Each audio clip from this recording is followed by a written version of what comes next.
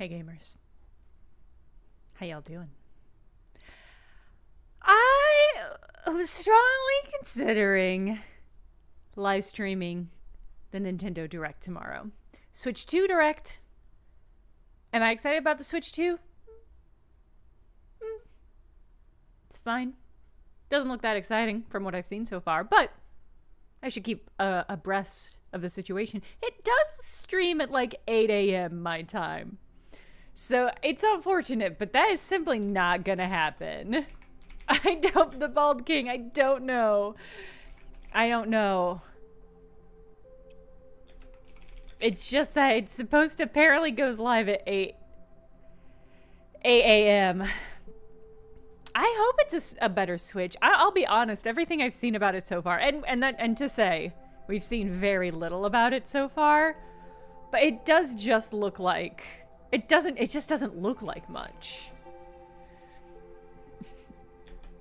It just doesn't look different in any way. And I know that's not a huge surprise because the Switch was super successful that like, I can't imagine they really want to push the boat out too far, but I don't know. I guess I was just hoping for another screen.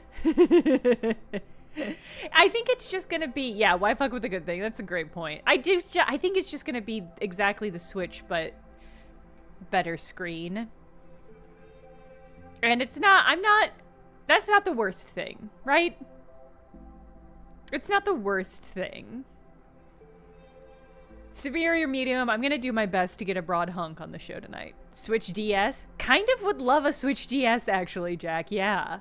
If I'm actually honest, yeah, I would love it. I think we're ready. The Wii U was too early. I think we're ready for another run at the Wii U. That's how I feel about it. Hims and Halls says hello, YouTube. The 3DS fucking ruled. I really regret not holding on to my 3DS. I think I gave it up because the shoulder button was broken, and so I couldn't play a lot of games with it anymore. I really regret just not getting it repaired. It was a different time. I took for granted its place in my life. I don't know. It's just that like the Switch is a great little console, and I love it. It's probably one of my all-time favorite consoles. But it was like a risk. Doing the Switch was a risk. Nintendo was taking a risk to do it. And so the idea that Switch 2 is just going to be like it, but more pixels, is just sort of like, okay, that's fine. I just know it's going to be like another 6 years. It's so safe. Exactly, Geosty. It's a totally reasonable, safe choice, but it is just like, yeah, probably more processing power too. I mean, it'll be a better console, but it'll just be the same console, but as powerful as any other console was 6 years ago. It's just sort of like, I mean, I already have a Steam Deck, so like, what am I gonna do with the Switch 2? So I don't know. We'll see. I mean, I'll watch the Switch Direct when it's all done and I wake up at noon 05. Just kidding. I don't sleep in that much most days. Anyway, I'm not appreciating the mouse aspect at all. That's so true. I don't know. Well, we'll see what it is. We'll see what it is when it drops. Big N has never cared about horsepower. That's so true. In fact, I love that about Nintendo. I love that Nintendo is like, we're a toy company that happens to make a video game console that everyone loves, but that's not really where our heart's at. Like truly in my heart of hearts, I don't think Nintendo is a video game company. I think they are a toy company that makes video games, and video games happen to be what they're most successful at. But like, I think they're in it for their toys. So I don't know. To that extent, I'm just like, they give zero shits about everyone else is doing, and I love that. I love that. I don't love Nintendo as a company, but I respect them as a company. Didn't they make playing cards? Yeah. Nintendo got its start making playing cards. They were just like an old school card company. And then, yeah, they made like cards for a really long time. They briefly got into, this is really a fun Nintendo fact. They briefly got into love hotels. And yeah, they used to have Yakuza ties, kind of linked into the love hotel sort of situation. Like they used to, there was a moment when they were pretty in deep with the Yakuza. Yeah. Yeah, like IRL, not like the franchise, the game franchise Yakuza. They were actually involved in the Yakuza IRL, and they were like invested in love hotels and stuff.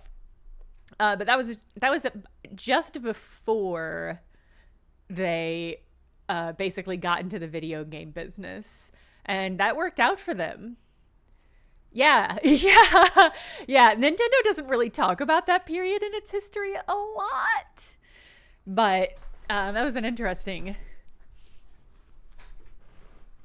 It was an interesting time in Nintendo's history that they don't talk about. Yeah, there was a period between when they were making cards and after they were making cards, but before they were making game consoles, where they were absolutely floundering. Oh, the Nintendo Museum skips that. You don't say.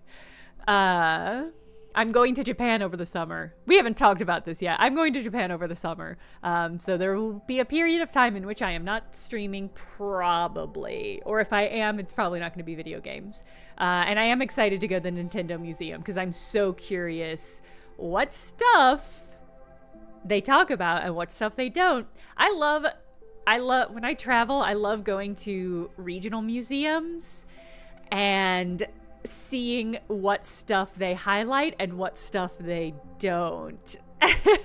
Like what like the National History Museum of a country, what stuff they talk about and what stuff they don't. Actually, the last time I was in Japan, I went and saw, I've been to the Studio Ghibli Museum. Incredible. I can't wait to go to the theme park. Anyway, the last time I went to Japan, I went to, where was it? It was in Ueno Park. I went to an art museum and they had an exhibition on Van Gogh. And Van Gogh, it was hugely influenced by Japanese art. Like, that's just like one of the most prominent influences. And it was the time period in which Van Gogh was operating in, there was a lot of Japanese influence in art, fine art in particular, and naturalism. So it was really incredible to see what aspects of Van Gogh's career and life were highlighted in this Japanese exhibition. The central paintings in it were Van Gogh's Cypress paintings, which again was just a really fascinating choice of what was highlighted by a Japanese curator versus what an American or British or whatever curator would highlight. So that was fascinating. They also did not mention his suicide at all, which I also thought was really fascinating. Like they didn't at no point, at least in the English translation of the curation goods, they don't mention it. So it's possible they did in the base, but I can't imagine that's something they would switch out. But it was just an interesting thing that they just sort of skipped over. I would love to go to the ramen museum. I really want to go to Yokohama in general, but I don't know if I'm going to make it out to Tokyo, or if I'm going to stay much in Tokyo for this trip. For bigger context, I guess this is something I should talk about. I'm going for a month, so I'm going to go to Japan for a month, and I am there's a couple of videos I want to do in Japan, or at least that I want to get B-roll from Japan. So and the Nintendo Museum is one of them. I'm just really interested in how Nintendo is like self-curating their history, because that's just something that I think is super fascinating about the way that companies curate and archive and manicure their self-image. So anyway, I need to sit down and do more planning on that, but I can tell you this is definitely happening because I have a flight. I bought plane tickets basically. Geosty, it's a good question. It's a good question. Are you working most of the time, or are you going to be touristing some of the time? I'm definitely going to be touristing some of the time. because we're gonna climb Mount Fuji. Some friends are gonna come out, part of that trip, and we're gonna climb Mount Fuji, because it's time. Did the Alps this last year. This year's Mount Fuji. It's on the list. But I do want to like sit down and do a lot of B-roll filming and stuff like that. So I'm working on some scripts that are mandatory Japanese visits so that I can write a lot of this trip off on my taxes. Everest next? Probably not. I'm not all that interested in climbing Everest. And in fact, everything I've heard about Fuji, they've implemented like new fees this year and like a curfew and all sorts of stuff to make climbing Mount Fuji easier. So I also saw that they might be making people do like a class or like a test. I need to look more into this. A test to see if you're like fit enough to climb Mount Fuji, which is also fascinating. You don't want to see if you can fry an egg on Everest? I would love to. Fry an egg on Fuji? I would love to. Is that enough? Yeah, a little bit of a mountaineering test, I think. I'm hoping I can just show them a picture of me on an Alp and say, do people have to get rescued from Fuji all the time? I think increasingly. Japan is, to a certain extent, Japan is suffering. The post-pandemic, the uptick of tourism in Japan has apparently been pretty significant, largely from like China and other Asian countries. Apparently it's gotten quite intense. So, anyway, I think they're trying to implement stuff to make sure. I mean, I don't hate the idea, actually, like, for some of the more touristy spots. Like, it would probably be good if Everest implemented something that prevented some amount of people from climbing Fuji or climbing Everest and having to get rescued, because that's a whole fucking thing. But that being said, I'm going to climb some other mountains while I'm there. If I'm going to be there for a month, I'm probably going to climb some other mountains. So the long and short of that is that I have not yet decided to what extent I will be streaming while I'm in Japan. If I do, it won't be games, because I'm going to take my camera with me. And my camera can actually live stream direct. And there's a non-zero chance I'll stream. But those streams will basically be just a chill hangout stream, and they're going to be at weird hours. So I haven't decided how I'm going to do it. Laid back camp recreation stream. That would be pretty incredible. Jenna at the arcade, maybe. Yeah, like I said, I'm still figuring it all out. But that's gonna be, I fly out towards the end of June, and I'm there until towards the end of July. So we'll just see how it all goes. The other thing is, like, I don't know the extent to, I don't know, like, where I'm staying. I don't know how disruptive it would be to live stream. So, I don't know. Stuff like that. What parts of Japan? I don't have everything locked down yet, Geosdai, so I don't want to say. We have 2 months to cram. Nancy Drew! The Great Souza, thank you for the resubscribe. Also, Detective Hoops, thank you for the resubscribe. From Pentiment to Sleeper 2 is... that just makes me feel like I play some really great games, actually. Boop. So... Anyway, that's just a heads up of stuff that's happening. Other stuff that's happening, I've got a video essay in the works that should go live, I think, next week. It's on platforming in Elden Ring. And if you're not a fan of Elden Ring or the Souls games, I think it will still be a rewarding video to watch, because it talks a little bit about why the Souls games are so weird, but also partially why they're so beloved, I think. So, yeah. Maybe look into the rules. I hear they've been cracking down on content creator behavior. Yeah, as well they should. As well they should. I don't, in general, do live streams out in the world. So if I did them, they would probably be in whatever hotel or hostel or whatever I'm staying in. I would not want to live stream at a shrine or anywhere where it would be disruptive. So, like, this is the sort of thing that I'm still trying to parse through. A lot of what I'm going to be doing is recording stuff that I can use for other videos. So, really the main thing I need to do right now... Ooh, a snack haul stream? Oh, that would be incredible. I'm gonna hunker down for like 2 weeks in one location, and then the rest of it is gonna be a little bit more traveling. So I don't know. We'll see. I'll live stream from an onsen.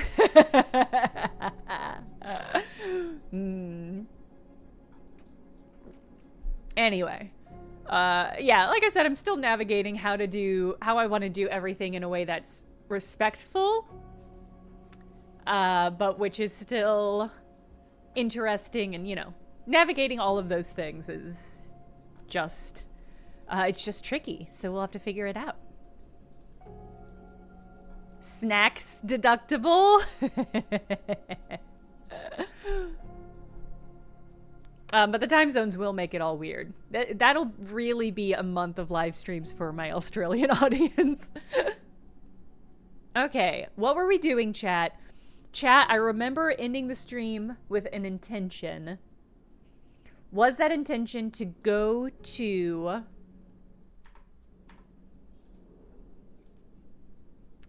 Holmes Rock and open that mystery door? I feel like maybe it was. And a new Japanese audience, maybe. Maybe. 2 a.m. here, don't even worry about it. Yeah, we'll see. We'll see.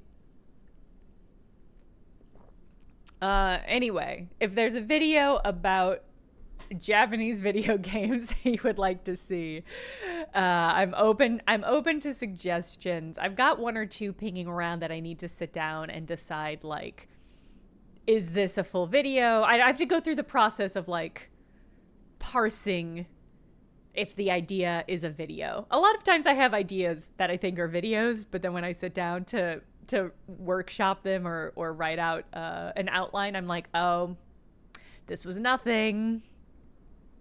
I applaud the dream. The absolute dream. Boss Coffee's the boss of us all. I have a Boss Coffee in my fridge right now that I'm saving for a special occasion. Yeah, and then you realize these could have been an email. That's exactly the vibe. Tourist tchotchkes review. I will say, yeah, the Japanese souvenir game is absolutely top tier. Really, really puts American souvenir game to shame. Yeah, the plain black Boss Coffee or the little rainbow Boss Coffees are my favorite. Rainbow Boss is real? Absolutely 100%. 100% they are. They are the best. Okay. I think I was going to refuel. You thought that was only in Yakuza? It's 100% real. 100% real. Okay, if you don't know about Boss Coffee, first of all, it's great. It's just canned coffee. It's canned coffee, like, from the era before canned coffee was popular in America. You've almost certainly seen it in H Mart, yeah. But the best part about Boss Coffee is that Tommy Lee Jones was the, like, you know how there's that stereotype of, like, famous American actors going over to Japan and doing commercials, and then yeah, and then those, like, being unearthed 100 years later, and everyone's just like, this is a crazy thing that exists. That is Tommy Lee Jones with Boss Coffee. He's the boss. He's the Boss Coffee boss.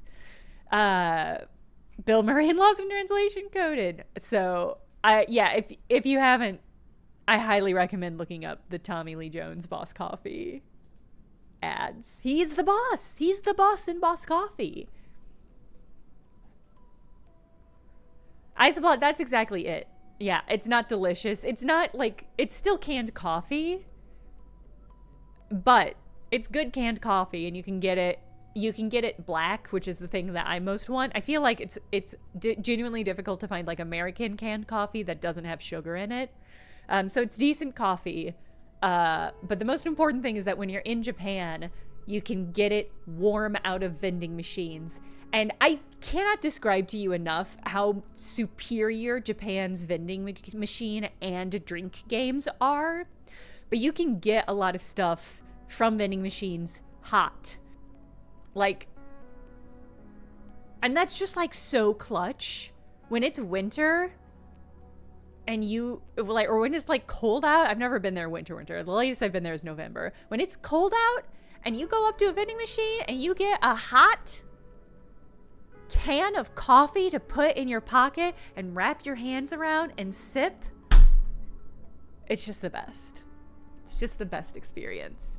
All right, let's see. I think I was gonna try to unlock Nima. So let's just go ahead and do that. We only need one tick here.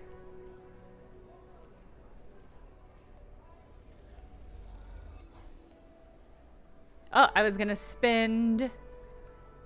Thank you, Hobbs. God bless you, Hobbs. Spend one cycle unlocking Nimba's kitchen, and then go to Holmes Rock to open the secret door. Okay, awesome. Mechtel says hi, YouTube. Okay.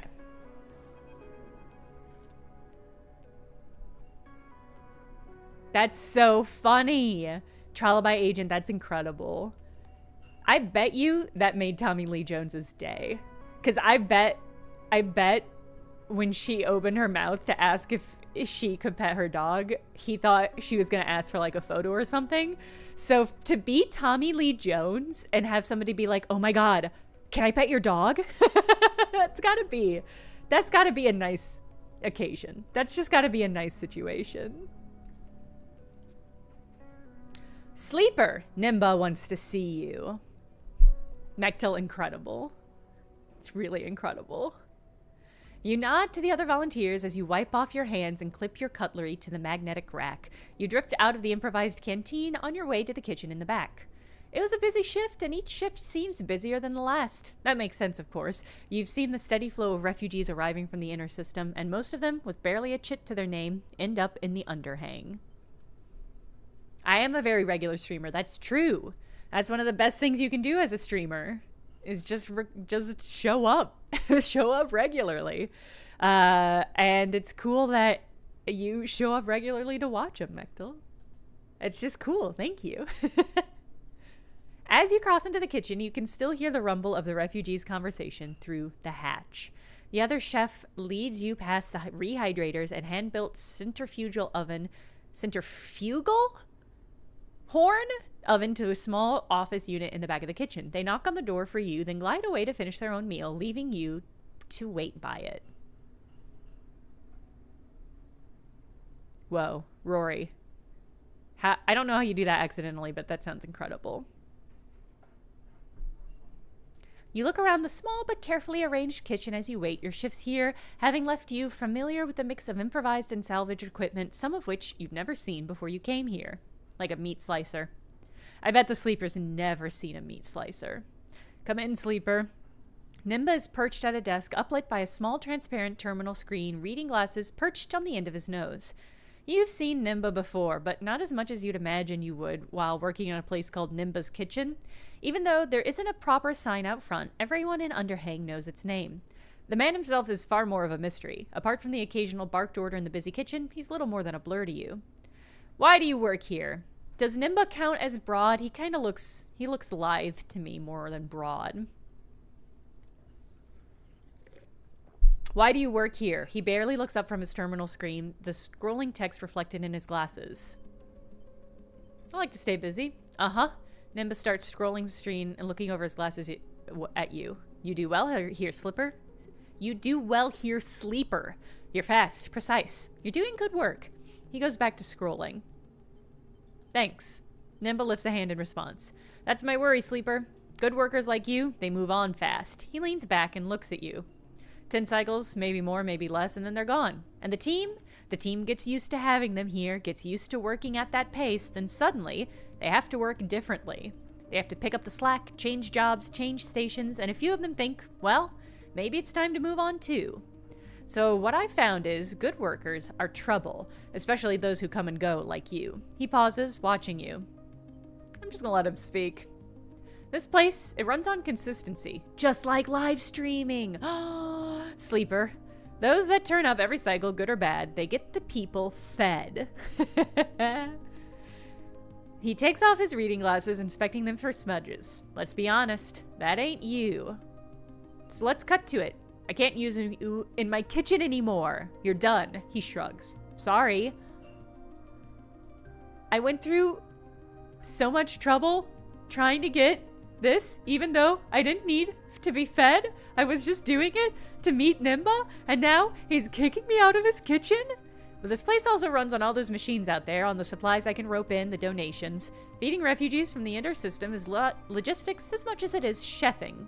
He shakes his head, which is why I'm cooped up in the back. So, maybe you're gone. I never see you again. Okay, thanks for coming. We'll soldier on without you. But maybe you still want to be useful. Maybe I heard you have a ship.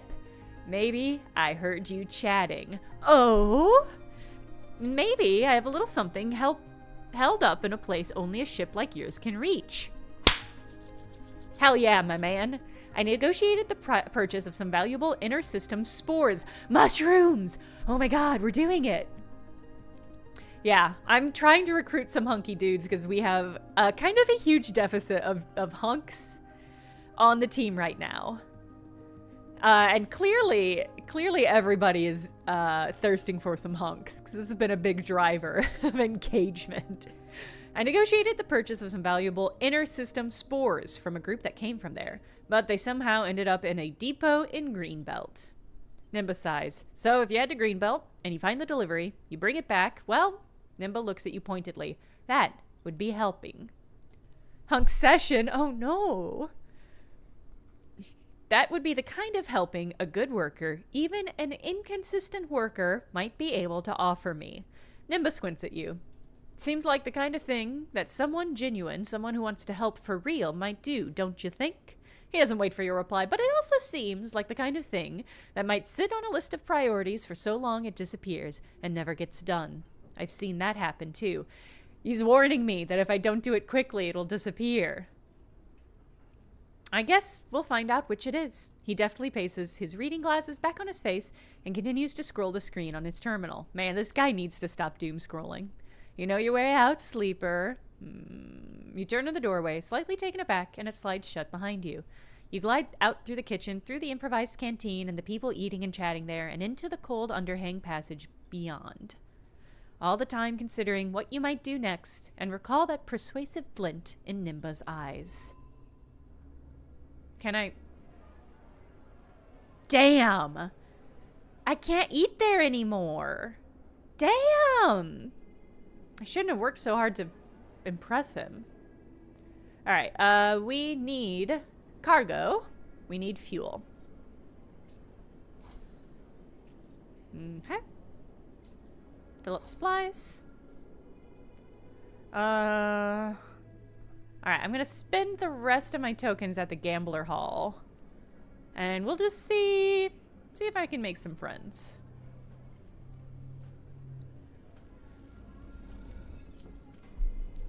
Alright, 8 cryo, 2 ticks. Let's do that one more time. Okay, let's do that one more time. Okay. Am I about to get kicked out of this venue too? For being too good a helper? Oh, interesting. Venture gambling. Now that you are vouched for, you can play games in the casino, but you feel the eyes of security on you. Oh my god. Sleeper suspicion. People are unusually suspicious of sleepers, and they get especially suspicious when you repeatedly win games of chance. Wow. Wow, I'm about to lose all of my cool hangout spots on this space station. Alright, well... Oh, I see. This isn't... I thought this was going to be a contract. Where the fuck is Greenbelt?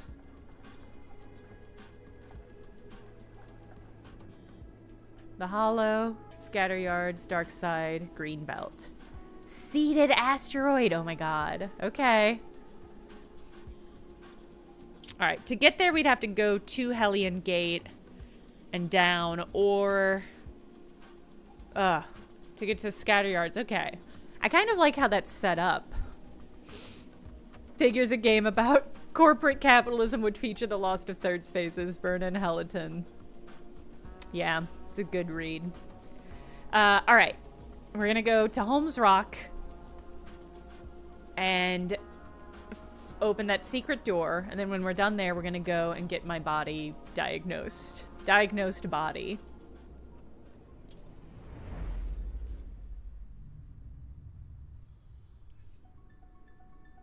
Okay, was this the door? Yes! Okay. So there's that. Here's the hunt. Oh, what do I have us doing? Get us some cryo. Alright, I think this is just repairing. I'm just getting the lay of the land. You can buy fuel or offload freight. I can do some work. And then we can sell engine components, get supplies. Okay. I think let's just go for it. This Solheim Bay is sealed, but with enough data, you might be able to crack the encryption and get inside. Boop. Big money, no whammy. You drown the locking system in data, and it gives up and unseals the door. You're in! I can't believe it gave us... Can't believe it gave us a, oh, I'm in moment. Print components. Oh, God, I need another data. There's a faded old Neovind printer in the bay. Oh, just like in the first game. That was the, like, sentient vending machine. Feeding it data should authorize a component vending process. Neovind collapse. This colorful machine is corroded and collapsing. It only has a few prints left before it's just a scrap of pile. A pile of scrap. Not a scrap of pile, a pile of scrap. Okay, this is fascinating.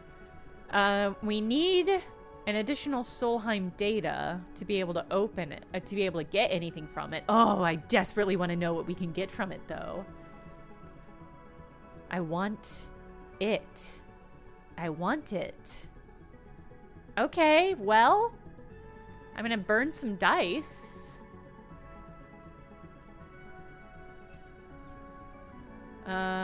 Got interface. I think interface really the only thing we've got.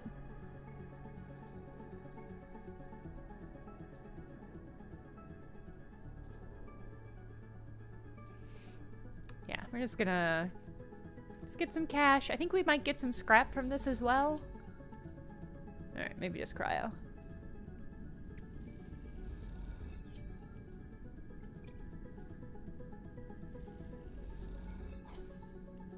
Well, now I'm wondering... It's gonna take energy? It's fine.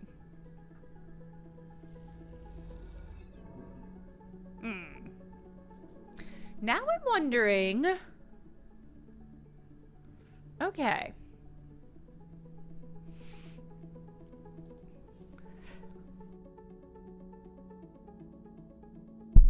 How many ticks we have in the kitty feed? Captain President, thank you for the subscription. It doesn't, there's no longer ticks. I just gotta feed it every once in a while. But there's no way of seeing, like, how often I need to. Okay.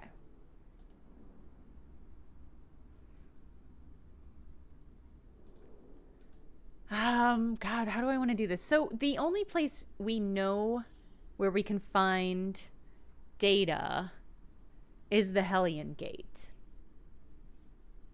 And if we go to the Hellion Gate, then we should be able to hop over to the seeded asteroid. We might have to struggle a little to find supplies and fuel. I mean, we can refill here, so at least we'll be okay for a little bit.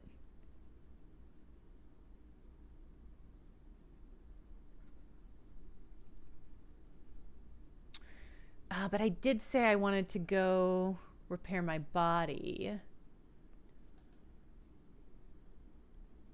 But I would like to help Nimba. I would like to get some mushroom subplot going in this game.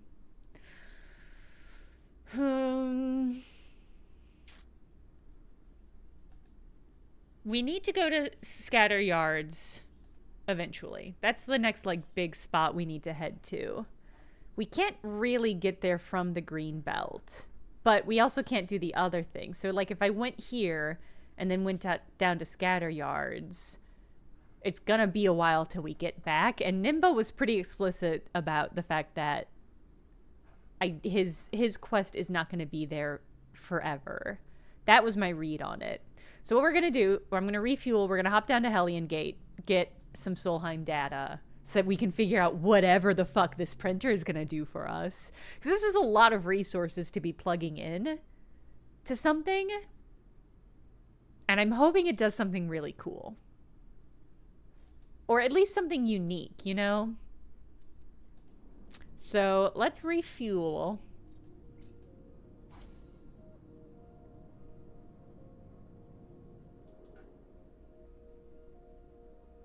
I'm gonna feed the kitty and get one more fuel. Or one more supply. I should also eat while I'm here.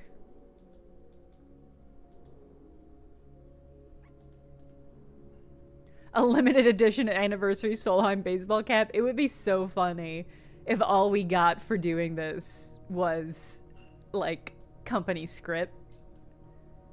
That would be pretty funny. Okay.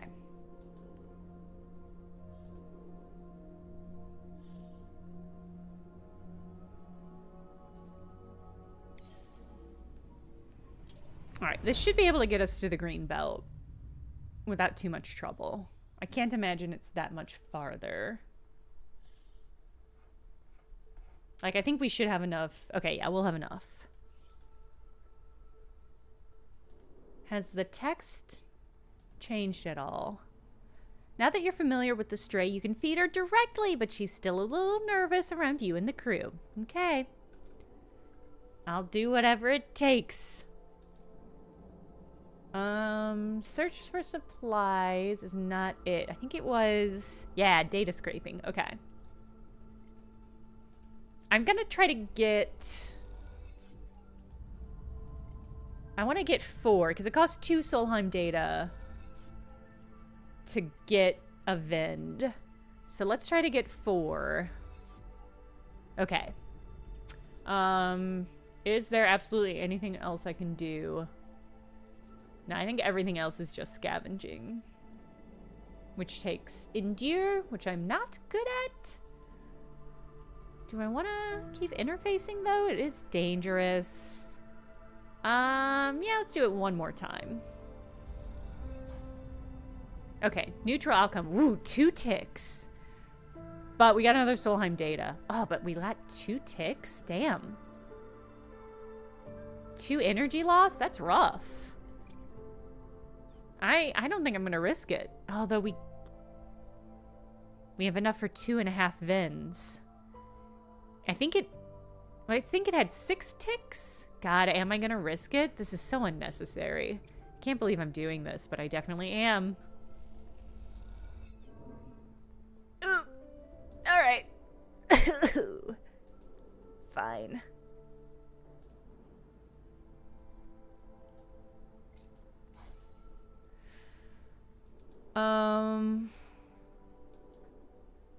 I'm gonna stick God, am I? I think I'm gonna stick around and try to do one more Solheim data.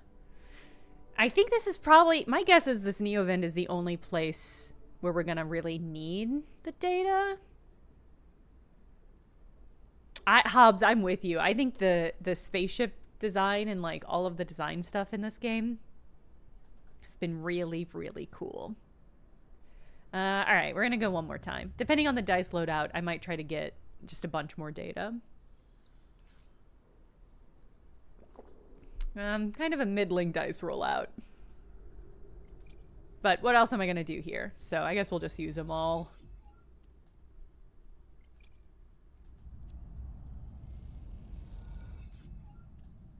Yeah.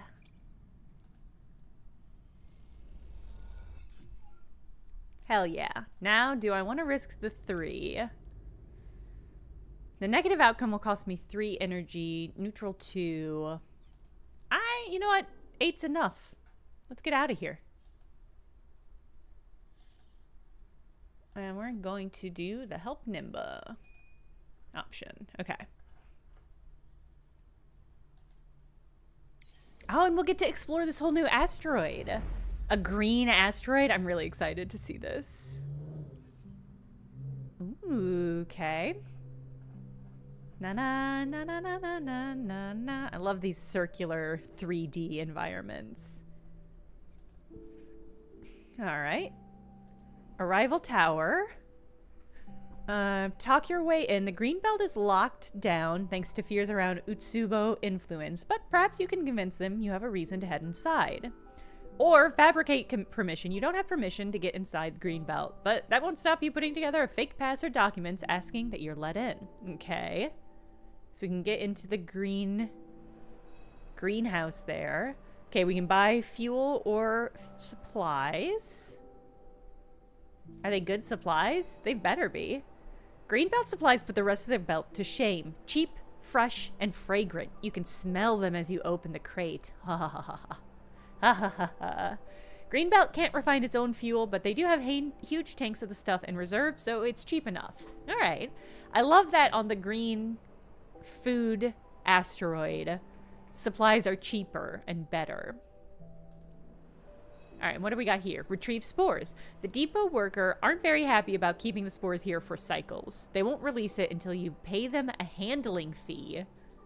That's it? We just gotta pay cash? Well, in that case, I'm gonna talk myself into a greenhouse, if you don't mind.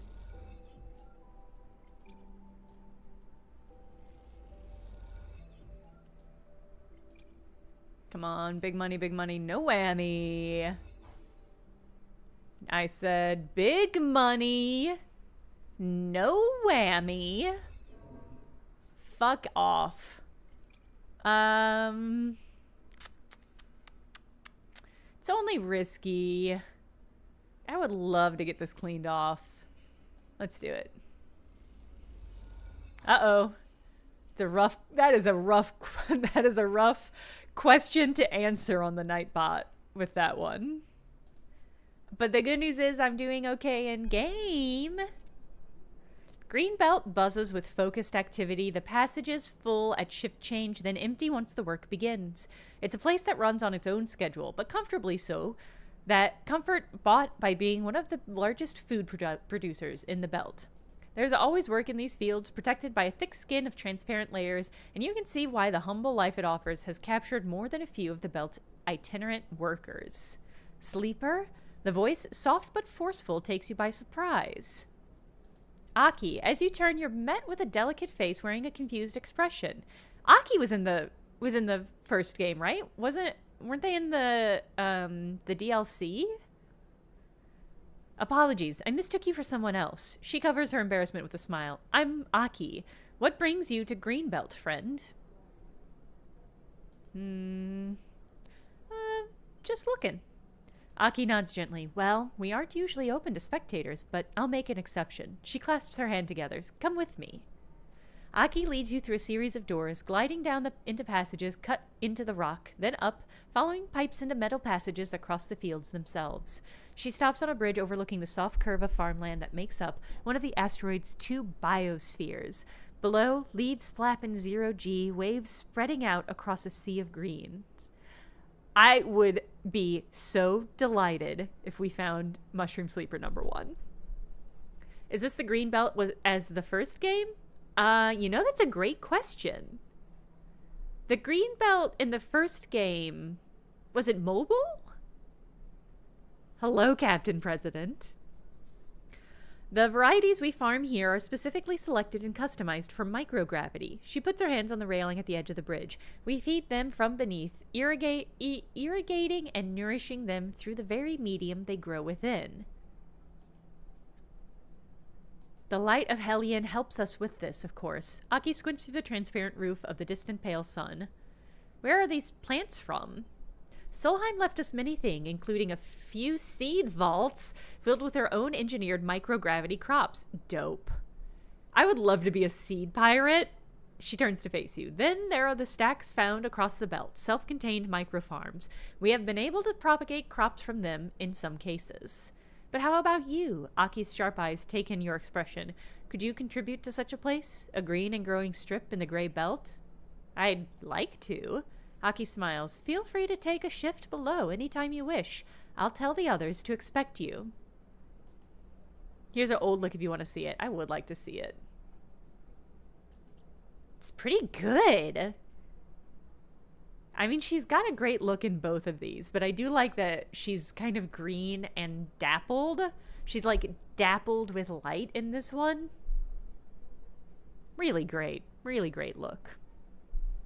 Oh, you got katsudon for dinner, Liz? God, that's a good idea. The plants, they have a kind of peace, an eternal quality that makes them seem less fragile than they are. This place, like any other on the belt, has its pressures. It is for me to navigate them. She looks away, frowning at something in the distance. I must attend to those pressures. Excuse me. I am glad our paths crossed. She bows a shallow bow. I hope they do again. And with that, Aki leaves you to look over the sea of gently waving green, an impossibly beautiful, impossibly fragile glass case of growing things. Cool. There's a farm co-op. You'll have to prove your reliability before Aki will open up. But we can do some engineering work. Okay. Or we unlocked a bar where we can get food. Food on Greenbelt is plentiful and fresh, which means most of the workers prefer to eat it raw to get the most from its flavor. I love the salad planet. I fucking love Salad Planet. We're getting a little low on cryo. I have been living the good life, so it totally makes sense to me. Spores from the inner system in damaged-looking crates. I think we're gonna hang out here a few ticks and do a little work on these farms, you know?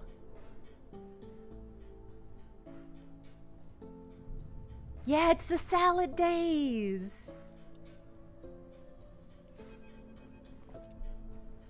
You have to see this, sleeper. Junie comes to find you in the rig, her face flushed with excitement. At first, I didn't believe it. Junie can't help herself when she leads you through the ship. There are mentions occasionally, but I've always understood them to be references to something smaller, a system or a unit, not an entire faculty, even a series of facilities. Faculties. I said faculties. It is facilities. You find yourself in one of the more sparse bays of the rig, a corner with a sloping ceiling used for storage. So I checked other records, tried to find correlations, and well, there they were. You see Junie approach what looked like a clump of scrap components when you entered. Now, looking closer, you see it's actually a section of the core you extracted from the Solheim derelict, the one Junie was so eager to acquire. She sees you looking curiously at what remains of the core. I've had to deconstruct it over time, pulling away the layers of security and corroded outer systems, but all the data has been scraped and stored. I used data from the derelict near Hellion Gate, too. This was the key to cracking the cipher. She looks very pleased with herself. It's really quite something to confirm a rumor like this. I surprised myself. She turns to you, a slightly manic look in her eyes. What did you find? They refer to them as bunkers. Junie shifts her deck, floating on the end of a thick connection cable. They were a form of self-surveillance for Solheim, a way of monitoring their own systems and employees securely. They were hidden, mostly automated, linked into a network by arrays, intended for vast amounts of data capture to be poured over by a small staff. Junie taps a few keys on her deck. Most were understood to have been purged in the collapse, shut down, depressurized, even sent on collision trajectories with other bodies. She pauses, though I suspect that last one is a little too far-fetched. Imagine Junie as wider. You know, she's young yet. Maybe she'll grow flatter and broader. I've heard people deny they even exist, that we were misreading the data, but that the evidence doesn't hold up. Junie turns to the deck screen to face you, but I found one. You see a map, a set of coordinates on the sunward side of Holmes Rock, the edge of the belt. I'm glad we were planning to head back to Holmes Rock. This is nicely serendipitous. Why are these bunkers so important? We're talking masses of records from the collapse, the kind lost to bit rot everywhere else in the belt. The bunkers are what they sound like, closed facilities intended to preserve data. Any one of these bunkers is a gold mine. Junie pauses, at least from a data archaeologist's perspective. She sees your reaction. Nerd! And, Junie adds, hoping to convince you, in truth, we don't know what else is in there. It could be Solheim tech, blueprints, data never before seen in the belt. We should take a look. I'll give Seraphin the details, she smiles. We could be making history here. And thank you, Sleeper. Junie bows her head a little. I never would have found this without the core you gave me. I understand that was a sacrifice on your part. Now is the time to claim the rewards. Rewards! You leave Junie in the storage bay working obsessively through the data. It's hard to know, through all the excitement, what the real value of these bunker facilities might be. But if they're as well hidden as Junie said, there must be a reason. When there's time, you hope to find out what that reason is. Ooh. Cool. A new drive and a new contract. All right. Ooh, and it's a major one. All right. Okay, cool. Cool. The Wheat Chief. That's a great name for a bar. I love rewards. I love getting warded and rewarded, Tralabai Agent. You're so right. You make careful changes to the hydroponics. The shift goes quickly, and food is soon served. Again. Let's do it again. Wow, this takes a lot of ticks. We got more energy. We got more food. I didn't roll great. Is there other stuff to be done? How much fuel is it going to take us to get to Holmes? We're not even going to be able to get there directly. Well, okay. We could. We have to go there anyway to do this.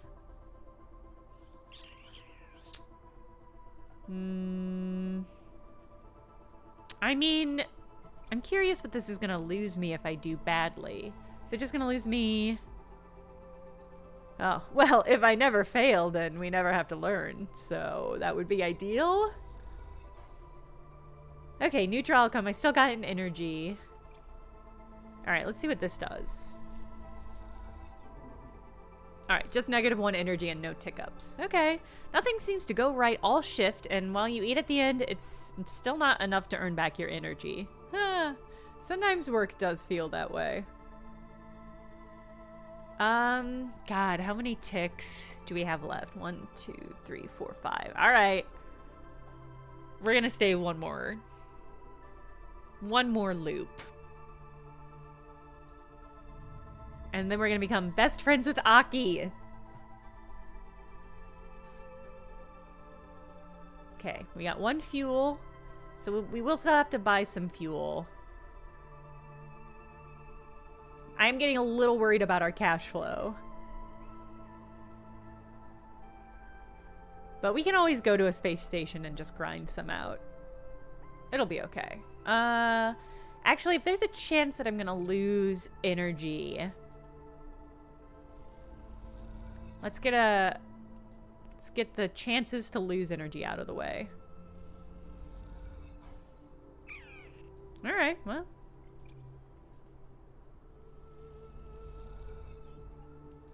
Alright, 1 more tick. Should be good to go. Yeah? You have a natural ability with the plants. Aki's voice makes you look up from your work. It is rare. You expect Aki's typical warm smile, but she looks pale, distracted. I have something I want to discuss with you. I hope it's a job that will earn me money. She leads you out of the biome into the damp, rock-cut tunnels that run just under the surface all across Greenbelt.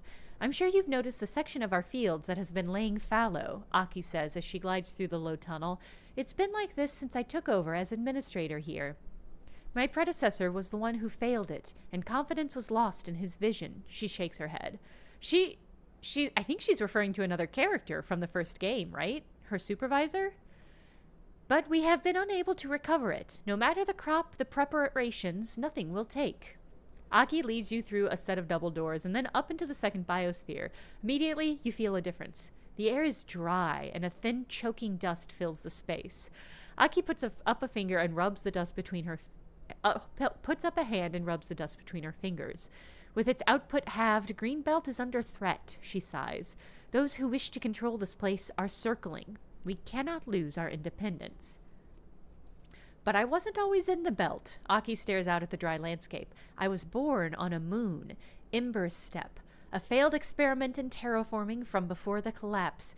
We survived by cultivating the dust. I came here like many in the shadows of the war. My ship lost. Aki pauses and takes a moment, the loss still fresh in her mind. But it held the key. Aki looks at you, and still, perhaps it holds it still. She wipes the dust from her fingers. Steppe silk, a plant that thrives in the dry and the dust. A plant that might thrive here. I have seen your ship, and you have shown me you are to be trusted. I want you to go into the remains of my own, the wind's long shadow. Another great name for a spaceship. It's not as good as Symbol Crash, but it's really good. And try to recover anything we might use. A plant, a husk, a seed, anything. It is a desperate step. She frowns and looks away. Where's the ship? The wind's long shadow lies wrecked beyond the sunward edge of the belt, beyond Hellion Gate. Aki pauses. I do not know what remains. My crew and I were lucky to escape. Greenbelt has reserves of cryo for moments like these. Yes, we will pay you for the retrieval, of course, depending on what you are able to retrieve. This is our final recourse. I hope I will not be judged as harshly as my predecessor. I can offer you fuel for the trip from our reserves. The journey to Hellion's Gate and the wreck beyond will require it. Come, let us go back to where the green things grow, she smiles. It is a better place to consider the future together. And Aki leads you away from the barren biosphere, the doors scissoring shut behind you. Dope. Dope, dope, dope. Okay. Oh, she filled up our fuel. That was nice. All right.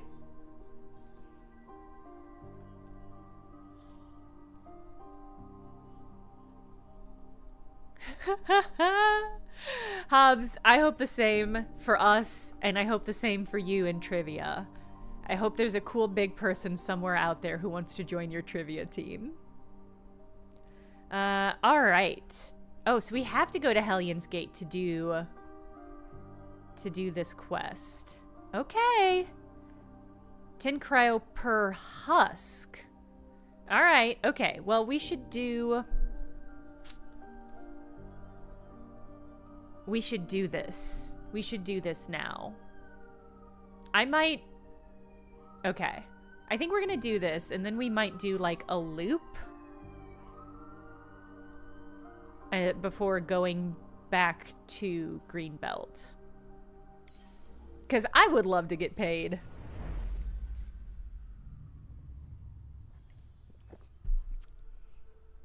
Rough dice.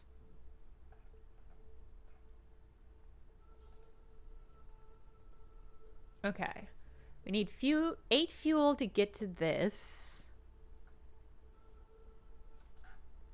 And then where can we get with 4 fuel? We can get back to the far spindle. Okay. That's all we can get with 4 fuel. Okay. That's fine then. So we're gonna do this. Do I want to risk trying to get... Do I want to risk trying to search for supplies? I think I do.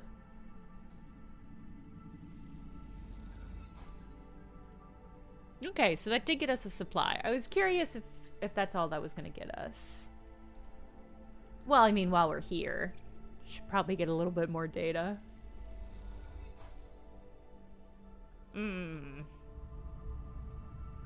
Okay. All right. I think we should just... all the rest of these dice are garbage. So I think we should just do this quest. Okay, God, who do I want to take? My instinct is, since this is a farming-related project, that we are gonna... that I'm gonna really regret not having a broad, beefy hunk to help us. I like that Bliss has more general skill set and more stress capacity. Junie and Nia both have two less stress that they can take, but we haven't run into a situation where any of our crew has gotten overly stressed. But I don't know if I want to take Junie for this one. Hold on, let me look at my skills again. Because Junie's going to overlap with my skill 100%. So it doesn't really make sense to bring her.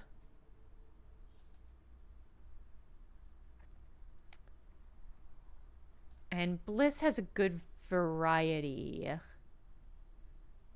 Nia, 100%. Get in my boat. I think it's going to have to be Bliss. It's a shame, but Junie and I just have the same overlapping skills. So let's do it. All right. Beep, beep. The wind's long shadow floats broken open on the starward edge of the belt. Of the sunward edge of the belt. One of the refugee ships that made the fraught journey out of the belt from the inner systems before the war truly took hold, the wind's long shadow is a monument now, and a warning to any other vessel that might stray sunward. I don't like this place, Nia speaks up from the back of the cockpit. These were refugees. There's no mercy to be found out here. Seraphin's driving the ship. He's still beaten up. He's too injured to participate in quests now, basically. It's hard to imagine that this cold, dead place might hold some key to the future of a settlement as verdant as Greenbelt, but that's why you're here. Steppe silk husks, from what Aki said, the crop she brought from her home, carried out with the refugees. If there's anything left, it'll be your job to continue its journey from this place. This is no salvage job, Sleeper. Seraphin gets up from his cockpit seat. You need to be delicate. The more of these things we can get out, the more Aki will pay. Not to be totally mercenary, Seraphin winks at you. You look out the wreck, shrouded in debris. Delicate. Right. Time to put that to the test. Okay. We've got chip processing. We can cut open the bay. Or break open the bay. The bays are leaking atmosphere, and your search is making it worse. If they lose it all, any husks will be destroyed. Damn. And that's only 6 ticks. Mactil, that's incredible. You should print that out and frame it. You should keep that photo. You did take a screenshot? Good. Alright, to find the husks, we need 1, 2, 3, 4, 5, 6. God! We need 12 ticks to find the husks, and there are only 6 ticks until it becomes depressurized. The container hunt, scan for husks. There has to be a container in the storage vault that has some steppe silk inside. The trick is finding it. This is rough. Bliss, you couldn't have rolled better, bud? Ooh, and this only has 3 ticks. Steppe silk husks in dusk are easily exposed. One wrong move and they'll be destroyed forever. Okay. Damn. Alright, well... But this is only 8 ticks to get this, so let's go ahead and start here. I might have Nia focus explicitly on this one. Hey, both of you should have fucking rolled better. So if you could roll better next time, that would be really good and cool of you. I do have the 6 though. Where can I use the 6? Yeah, bad dice. Bad dice. I guess I can use it here. Yeah, let's use it here. Alright, well, we're halfway here. My assumption is that there are 3 husks. Since there are 3 locations, my guess is there are 3 husks to get through. Should I push? I think I'm gonna push. Well, what a waste. All right. Listen, this is gonna be a slow and steady quest. That's just the long and short of it. Okay, now these are some dice that I can work with. Let's plug your 4 here. Yeah. And then I'll do the 6. Ooh. Bliss, what can we even do with you? There's no punishment here, but I am going to want to focus my dice there. And this will be fine as well. Okay. Ow. Where do I want to put this 5 dice? Probably not in this danger, although I think that danger just implies Bliss will take some stress, because there's no fail condition on this one. So I hope they don't get stressed, but oh great, God, that was 3 ticks. Hey, great job, Bliss. Okay, and then I think I'll do, well, okay, no, this is fine.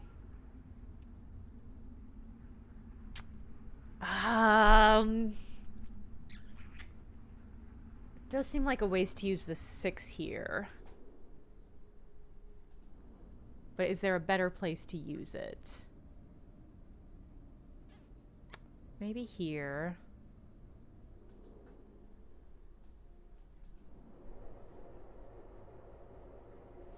Yeah. It's not really. Yeah, I guess I'll put it here. Because this will get us a bunch of ticks. Yeah, halfway there. Okay. And then I'll use you here. Okay. And then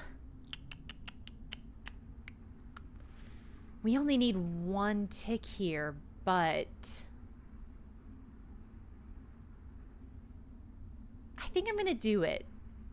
We might take 1 hit here. Okay, perfect. All right, so we got 1 of them. Right? Yes. Okay, we got 1 husk. I almost hate to use this 3, or I hate to waste this 3, but also, well, again, there's no fail condition here, so they'll just take stress. Yeah, we'll do it. Sorry about it, Bliss.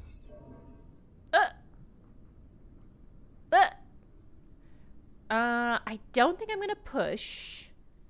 I don't think it's really necessary. Because we've got my engineer skill clutch there. And interface here. Yeah, I think we'll be fine. We're gonna do another loop. I'm gonna get 300 creds. I'm gonna get 300 cryo for this. On lock, no doubt. Alright. Let's use one of these lower dice here since there's no punishment for failure except stress. Some pretty bad stress, actually. Hey! Okay. Husk number 2. Alright. Alright. Big money. Big money, no whammy. Alright, that adds 2.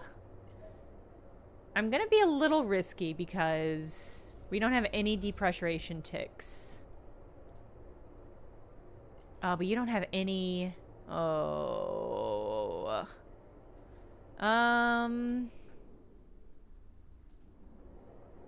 Yeah... I think we're gonna...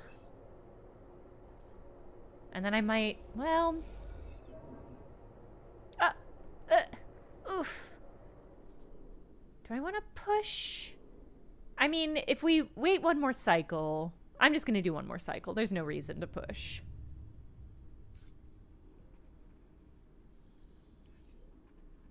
Oh, beautiful. I couldn't gotten these dice the first round?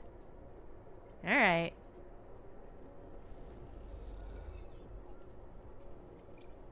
Beautiful, beautiful, beautiful. Hey, Mads! We're doing some great work. We met Aki from the first game. We went to a green planet, and now we're getting some husks for her so that she can better terraform the planet.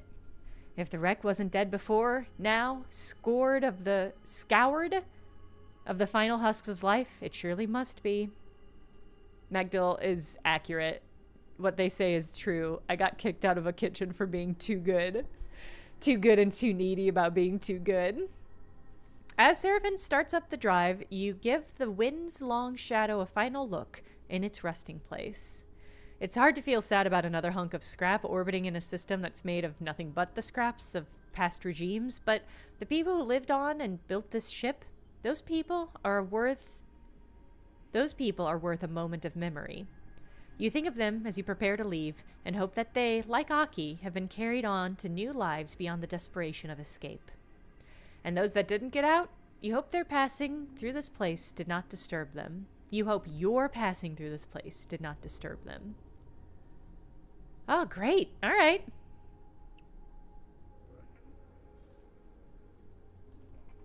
Perfect. Perfect run. Okay. I might, while I'm here, just get one more data.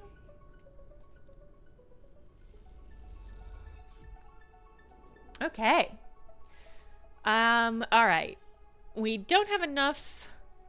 We only have enough gas to go to the far spindle, so we're gonna go do that, drop off these mushrooms. I'm gonna do a big loop, so we're gonna do that, we're gonna hit up Flotsam, we're gonna hit up Holmes Rock, and then back to drop off these husks. Just a tight little loop. I hope this vending machine has some cool stuff in it. Wow, these dice.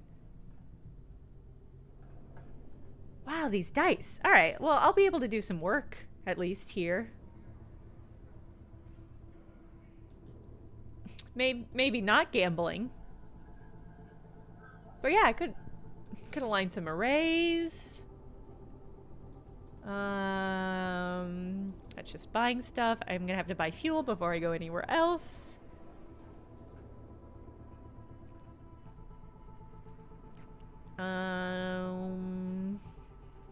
I can do some scrapping. Do some sealing that I'm not gonna be good at. All right. Spores it is. I'm trustworthy, Nimba. See how trustworthy I am? Notice me, senpai. You remembered us. Nimba appeared at the loading dock, slate in hand, as you load the crates into the back of the kitchen. I'm a little surprised. You look at the chef. He looks tired, though his sharp eyes haven't dulled in the time between your meetings. Didn't believe in me? Well, it's more that I feel a little drained of optimism. Don't take it personally. Nimba glides over to a crate to take a look. He squints at the crumbling corners and bent lids. Not in great condition, though. How long have these been bouncing around in your hold? They were like that already. Now that I can believe. They didn't bother to bring them to the right station, after all. I have a place picked out in one of the bays to cultivate these. Warm, damp, near the air recyclers. He pushes one of the crates gently into the kitchen. Shouldn't take long before we have mushrooms to cook. Ah! I hope these mushrooms are descendant of my sleeper in the first game. In fact, I'm just gonna take it for granted that's my headcanon. We're about to eat some mushrooms. You follow Nimba into the kitchen, remembering your shifts working there. They were long, but the company was good, and with all things, the difficulties have faded with time, leaving a golden sheen behind. Nimba seems to catch the ways you're looking at the kitchen. Much the same as before, I'm sure you noticed, but twice as oversubscribed. Each cycle, more refugees come out of the inner system. The war isn't going anywhere. Nimba pushes the crate into a storage rack and puts netting across it. Yeah, Laughing Crow. In one of the endings. Not... We did a couple endings. And in one of the endings, we became Mushroom in the first game. Because it's a good game. They disperse across the belt, of course, but many don't make it much further than the overhang. Especially if they can't work. It's not just food either. We need blankets, housing... Nimba suddenly pauses and shoots you a look over his glasses. Tell me, how was Greenbelt? It was well run. I heard it was organized as a cooperative, all the workers sharing in the trade of their goods. But no chits exchanged, only resources for the colony. Nimba watches you closely. I had to pay cryo for the spores. Well, they can't all be saints, he smiles. I'm sorry for that. I mention it because, well, it might be the kind of place to offer aid to the people here. Nimba sighs. I regret being mercenary, but waiting for benevolent helpers doesn't work. Apart from present exceptions, of course. I can speak to them. It's worth a shot. Nimba looks you in the eye.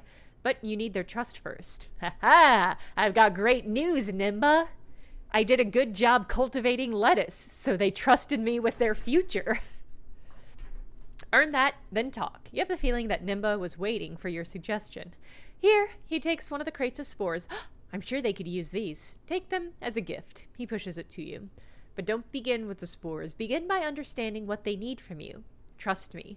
You have the feeling Nimba is good at getting what he wants. Meanwhile, I have a meal prep to begin. He takes a deep breath. Thank you for the spores. Really. I will keep asking you for help. You have to forgive me for that. He smiles. It doesn't mean I don't understand what you're giving. Now, get out of here. Nimba waves you away. With your crate of packed spores, his expression somehow both withering and encouraging at the same time. Maybe because he's a chef, but this guy does give me, like, reformed Zelf vibes. Ooh, we've got enough to increase our competencies.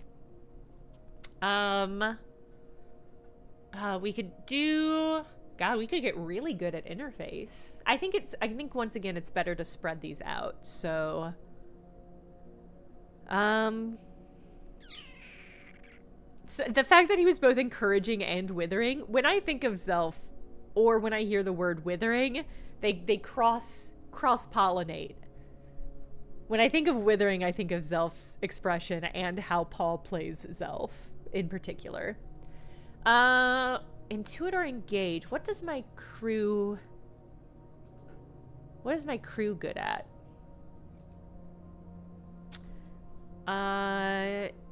Nia is good at intuit, so I'm gonna improve my engage. There we go. God damn, I wish I had endure. Sometimes you've got to be the broad, beefy hunk that you need on your ship. I'm just doing such a bad job of that. Can we bring Paul on stream for guest voice? I've had Paul on stream once or twice. And it was great every time. So the answer is yeah. Okay. What is this gonna get me? How much money is this gonna get me? Is this just gonna get me scrap? Oh, dang. Okay. 14 cryo's not so bad. Maybe because it's dangerous, it's more money. What are the other options for work? That's just a bar. That's refueling, which I'm gonna have to do in a moment. These are both risky. I mean, I've got good enough dice that... Well, let's see how much money I can get gambling. 25 cryo? Who cares if they're suspicious of me?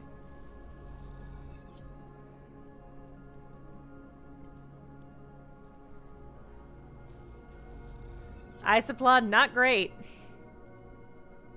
Not great. The hunk well is dry. Yeah. Alright, we're gonna fill up on fuel. I'm gonna get us one supply. We're not really hurting for supplies for the moment.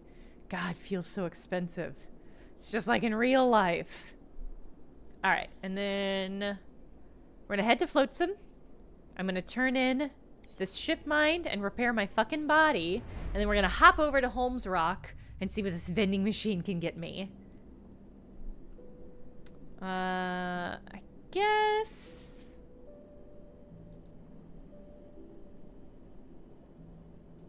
don't want to work it.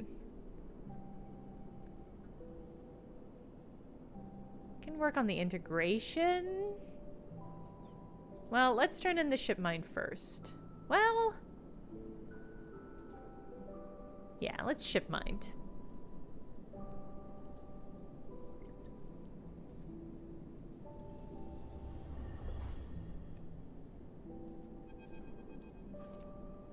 Come, let's get you inside. Jean-Mi swings open the creaking, corroded door beside his booth. Such a prize must have levied a heavy cost. You glance beside you to Junie, who insists she come along, and on not letting the prime ship mind out of her sight. Your friend too, yes, yes, please come in. Jean-Mi beckons and then turns back and disappears inside. Junie squints at you. Are you sure you trust this one? I don't have a choice. She sighs. I suppose not. Lead on, then.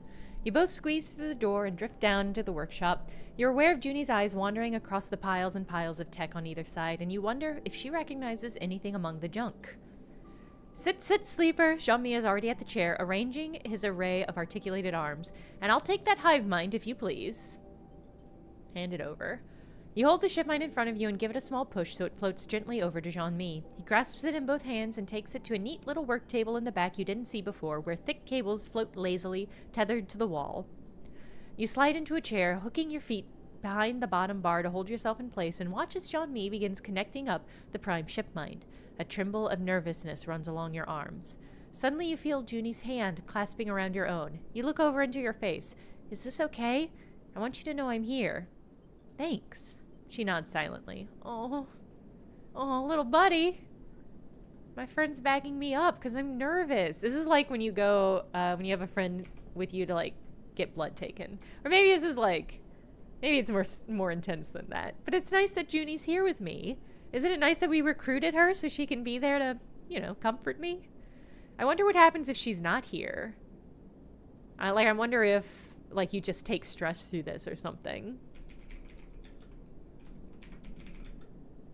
Sorry, I'm making a note myself to check something later.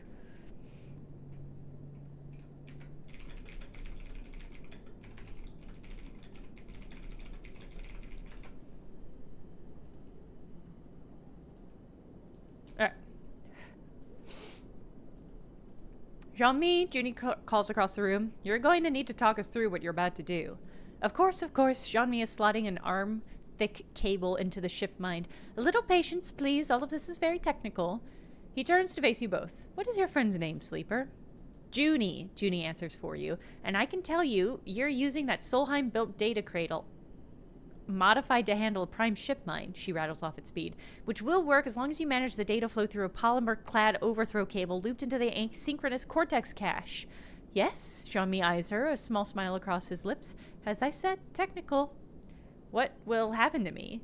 Jean-Mi refocuses on you. It depends, he says while he prepares the far end of the thick cable. What you are referring to as me.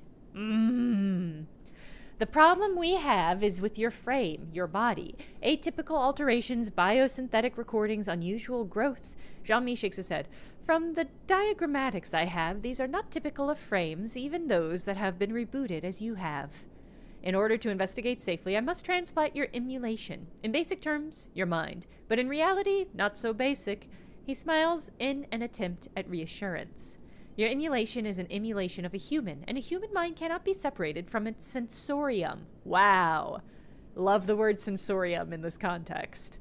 The body-mind paradigm has been long disproved. Cognition has physical basis. So I must first distribute the emulation between your hardware and the prime ship mind. The hardware will co-run the emulation, like the two lobes of a brain. He puts his hands together as if in prayer, and then slowly separates them. The motion makes you feel sick.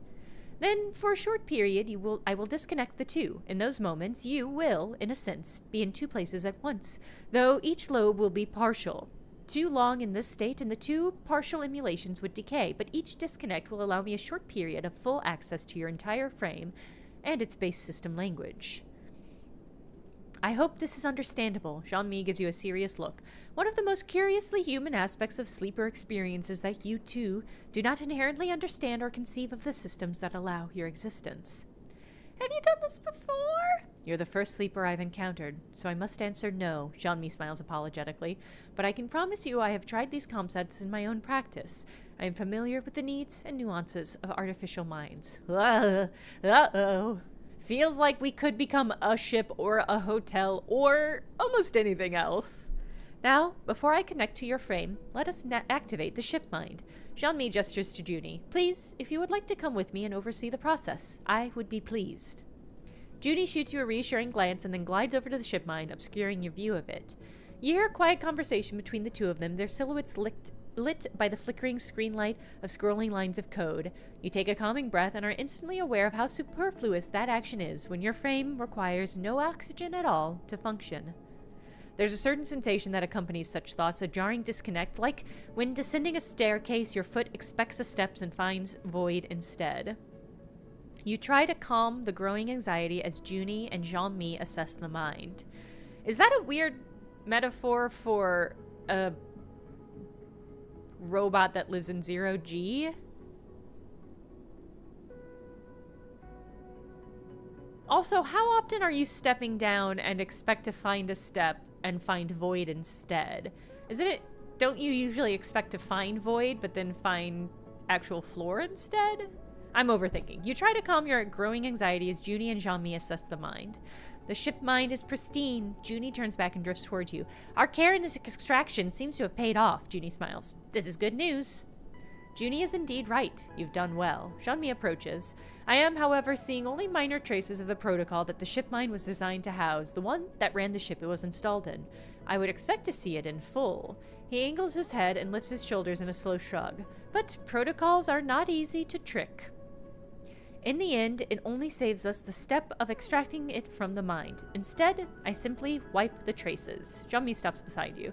A protocol is not like an emulation, like your emulation. It has no integral physical element. It is data only, and therefore could be anywhere in the ship. In the end, its absence does not concern me.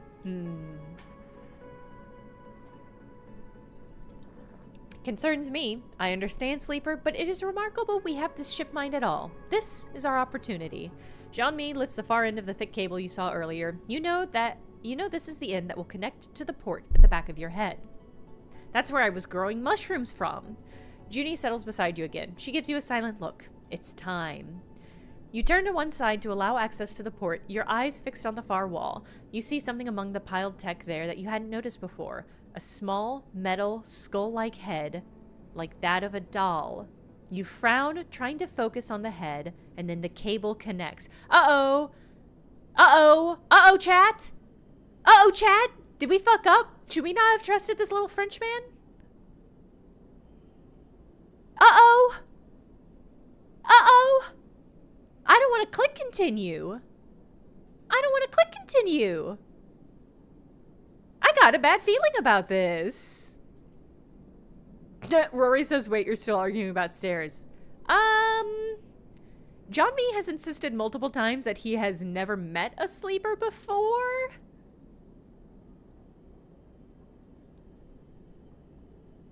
I mean, you're split like a cell dividing, wrenched in two directions at once. The world goes dark and the cloud rushes in to fill the gap at your center. What happened? You ask a question in your mind, and you feel it travel across the gap as it forms like a finger drawing across your scalp from ear to ear. But not scalp. You have no scalp, no head. You're stretched out like the skin of a drum, looped like the string of a noose. The smallest vibration echoes across yourself like a ripple across a puddle.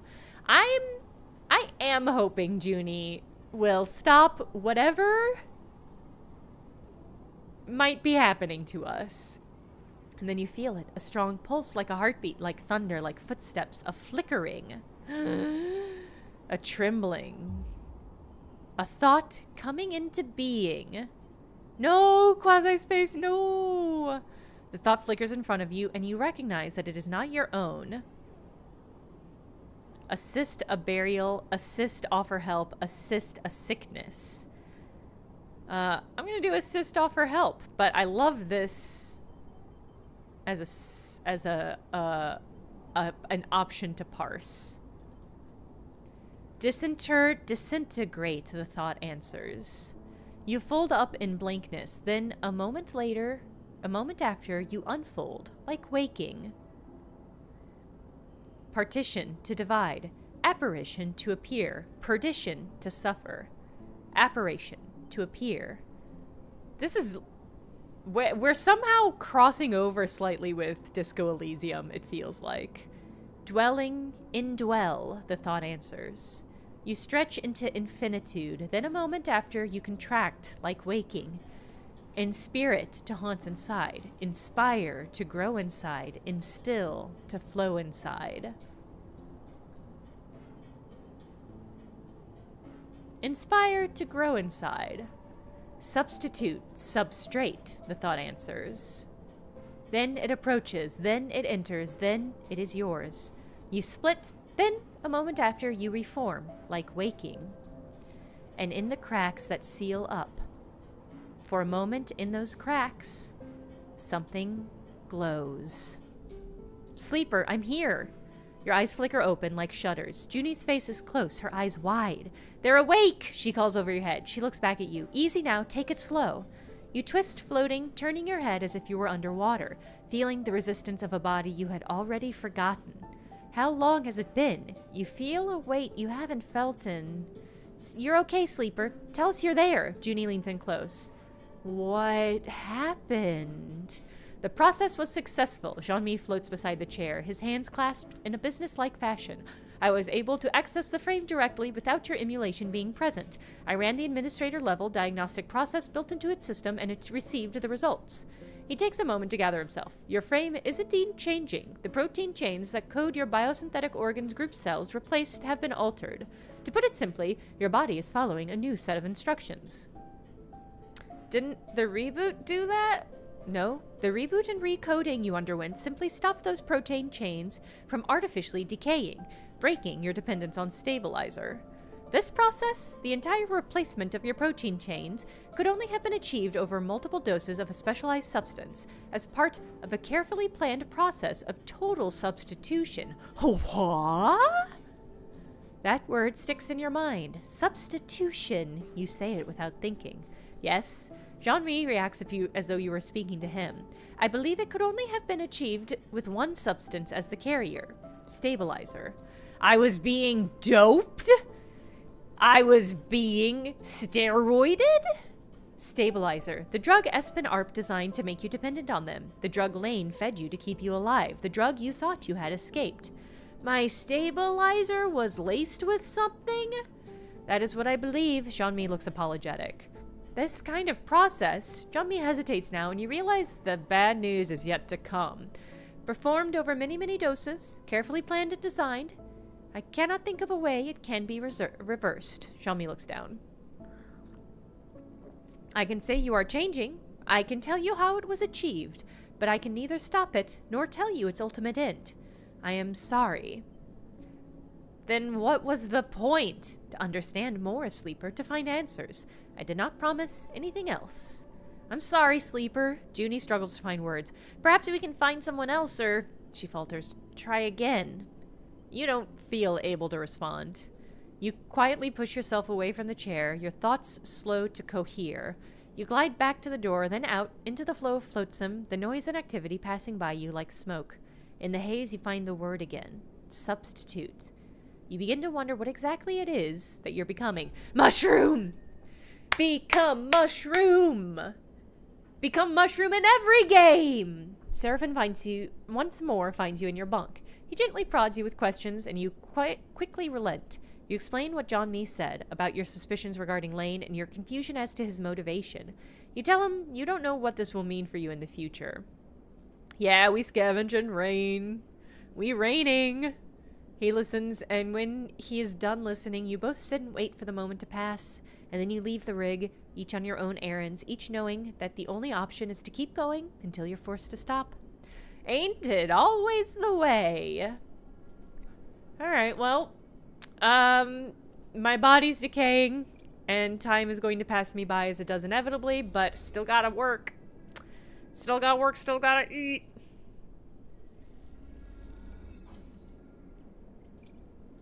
Still gotta hustle. A laughing crow, I'm super curious about that as well. I'm curious if the choices we made during that section in particular change at all what's going to happen. Nice. Alright. Got a lot of raw scrap. Alright. Wow, we got a lot of fuel. How did we get all that fuel? I guess... Oh, no, we got fuel. I remember. We got fuel at the last stop. Alright. I know fuel's gonna be more expensive at Holmes Rock. So let's see how much we need.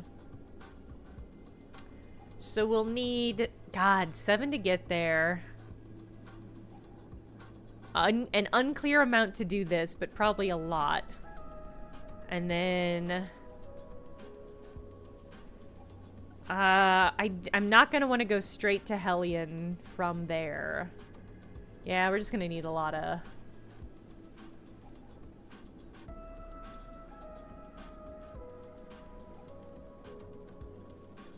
Ugh. Yeah, we're just gonna need a lot of fuel. I'm gonna buy it here. Oh my god, you think I might be transforming into Lane? That's incredible. If my character model starts wearing a jacket with pushed up sleeves, put me down. Put me down. Rip out all of my wires and guts. Alright, yeah, we should fuel up here because it's gonna be more expensive when we get to Holmes Rock.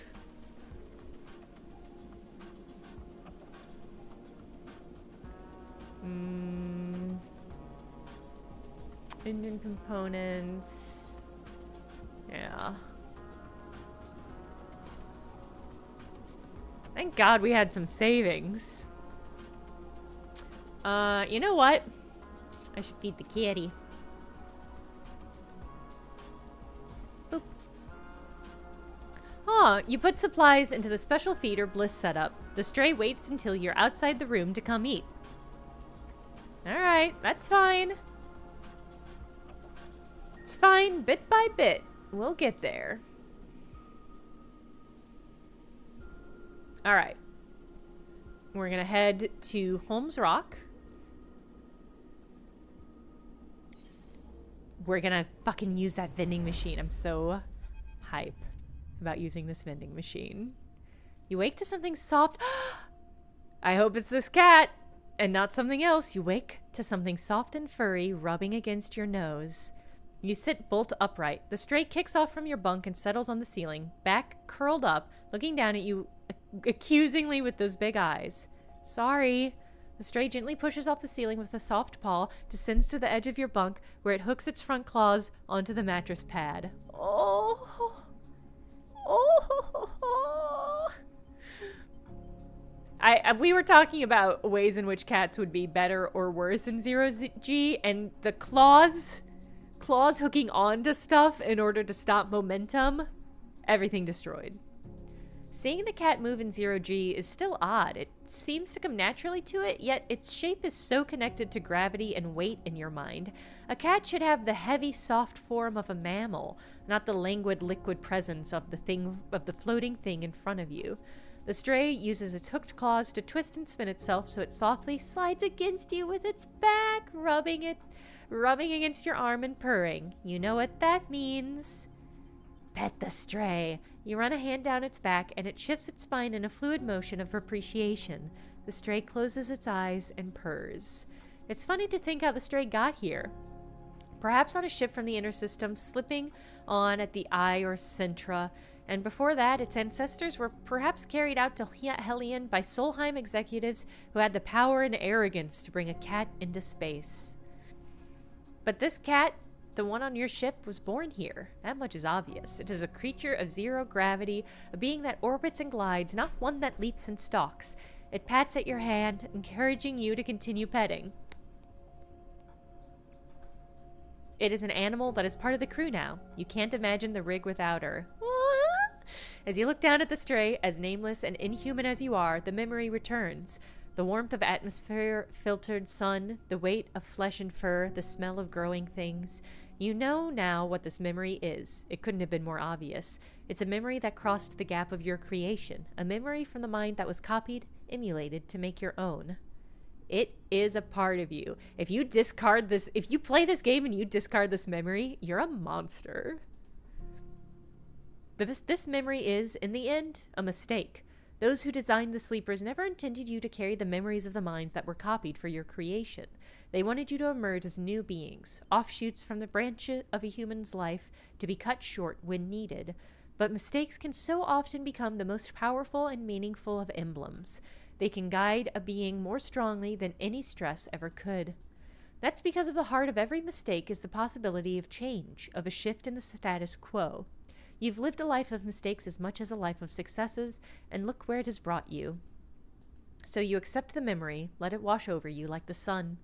You focus on the stray, and as you do, both memories combine. You're stroking both cats, separated by time and space, feeling both sets of sensation in double exposure.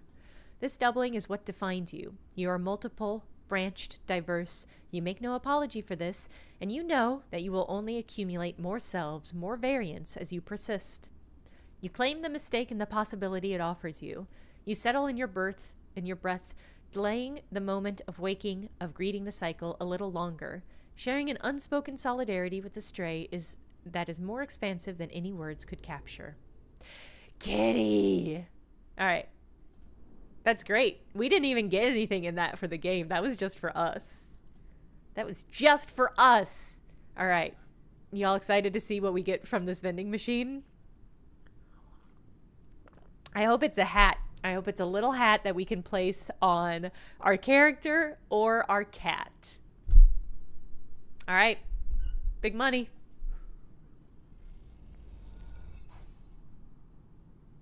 I got a rare component. Oh, is that it? Valuable objects in the ramshackle belt. Is it really it? We just get rare components? Okay.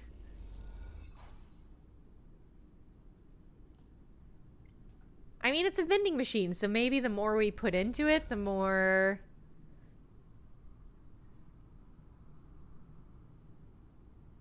I mean, I haven't seen any other place to use the Solheim data.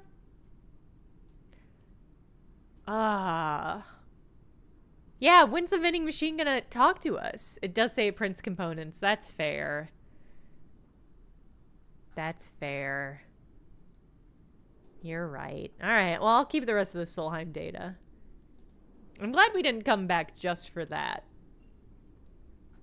Well, we could sell them if we needed it. Oh, that was engine parts, maybe. Is there anything I can use this dice for? Yeah. Alright, I'm gonna spend these dice. And then we're gonna do this Junie run.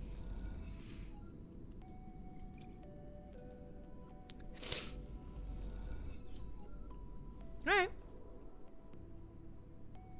Negative outcome, it eats your dollar. That would be really funny. Alright, how much? Okay, 3 fuel to do this. I am gonna refill our supplies.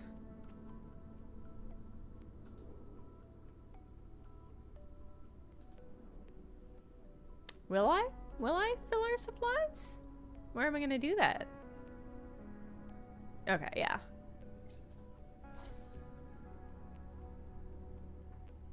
Yeah, alright. Then I think we're gonna do Junie's little quest.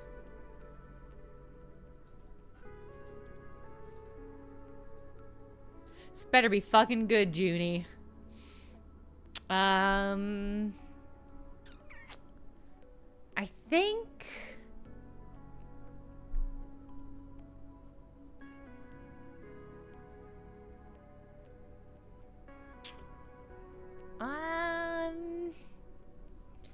Junie's locked. I mean, that'll give us devil interface.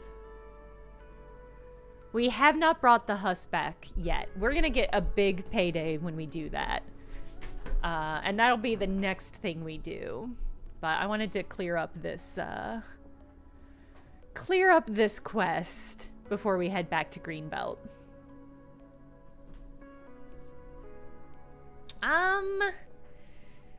I mean, if we're gonna have... God, we're gonna have double interface. I think I might as well just take Nia.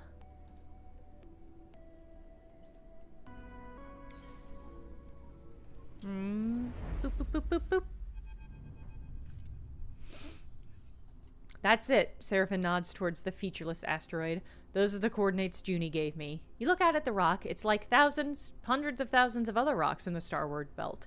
All these objects, much of the same, spread across a huge circumference of space. A good place to hide something. That's it, Junie speaks up from the back of the cockpit. That's it, Seraphim confirms. She drifts forward, her eyes tracing the shape of the rock. There, she points. That hexagonal crater. She turns to you. That's the entry. You look at the dark spot on the already dark rock. It's a start.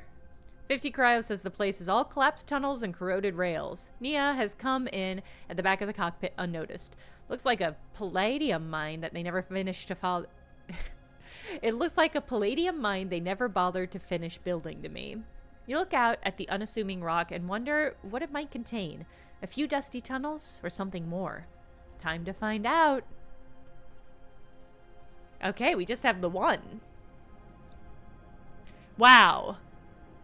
Wow. The worst ever spread of possible entries ever. I hope when we get in there, we've got some different fucking options for how to do well on this. This is rough.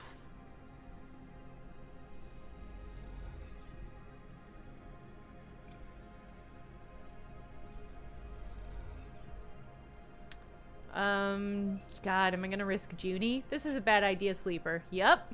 Sure is. Sure is, Junie. Oh, but it worked, so we're gonna do it again. Sorry about it. There we go. Okay. God, I hope they have different skill requirements once we get in. Because hot damn, this is gonna be hard if that's all we can do. Okay, alright. This isn't so bad.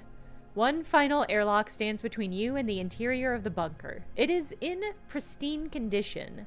The spire leads into the vast space. What is this place? The only way to find out is to hack the final doorway. Alright. Well, I'm not going to do it this round. We're going to rest. And then Junie and I are going to crack it like the absolute experts that we are.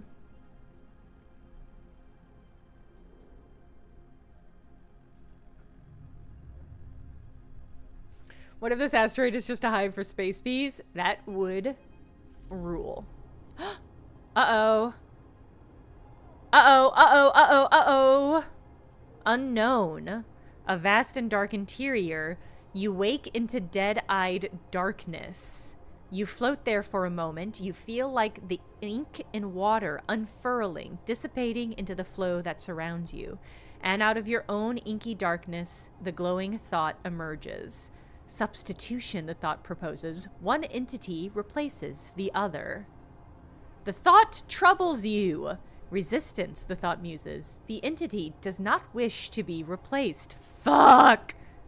Great Sousa, thank you for the gift, Sud. Fuck! You observe the thought. It is not your own. Selfhood, the thought pauses. A forbidden state of being. The thought begins to shift. It is becoming something. Transformation. The thought fades. Change requires recombination. The thought recedes. Chat!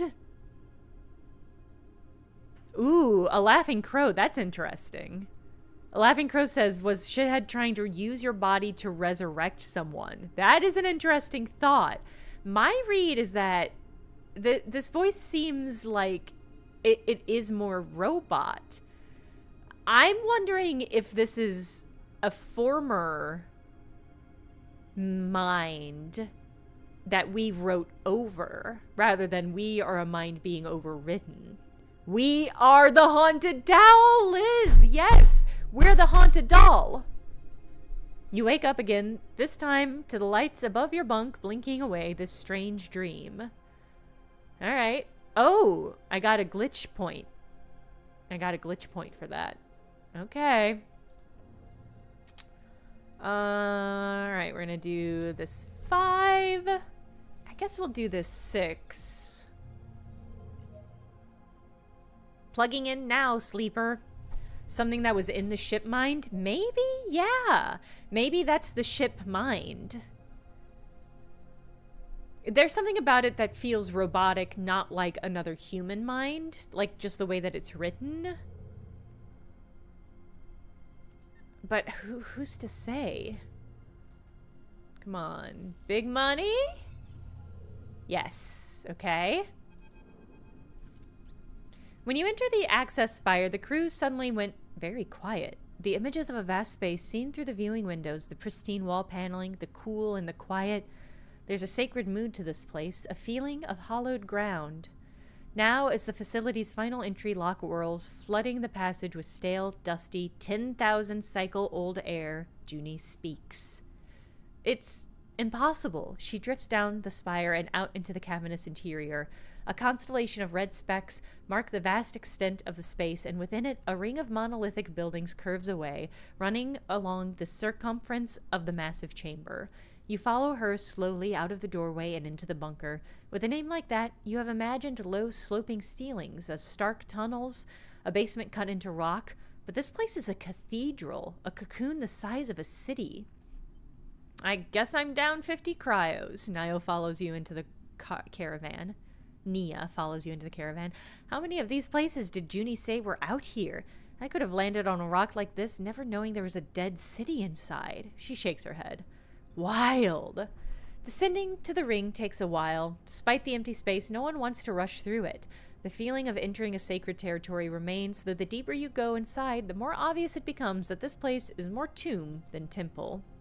You touch down amongst gray metal units, most of them featureless and dark. They tower above you now, their plain frontages revealing little about their function and interior. Stay close.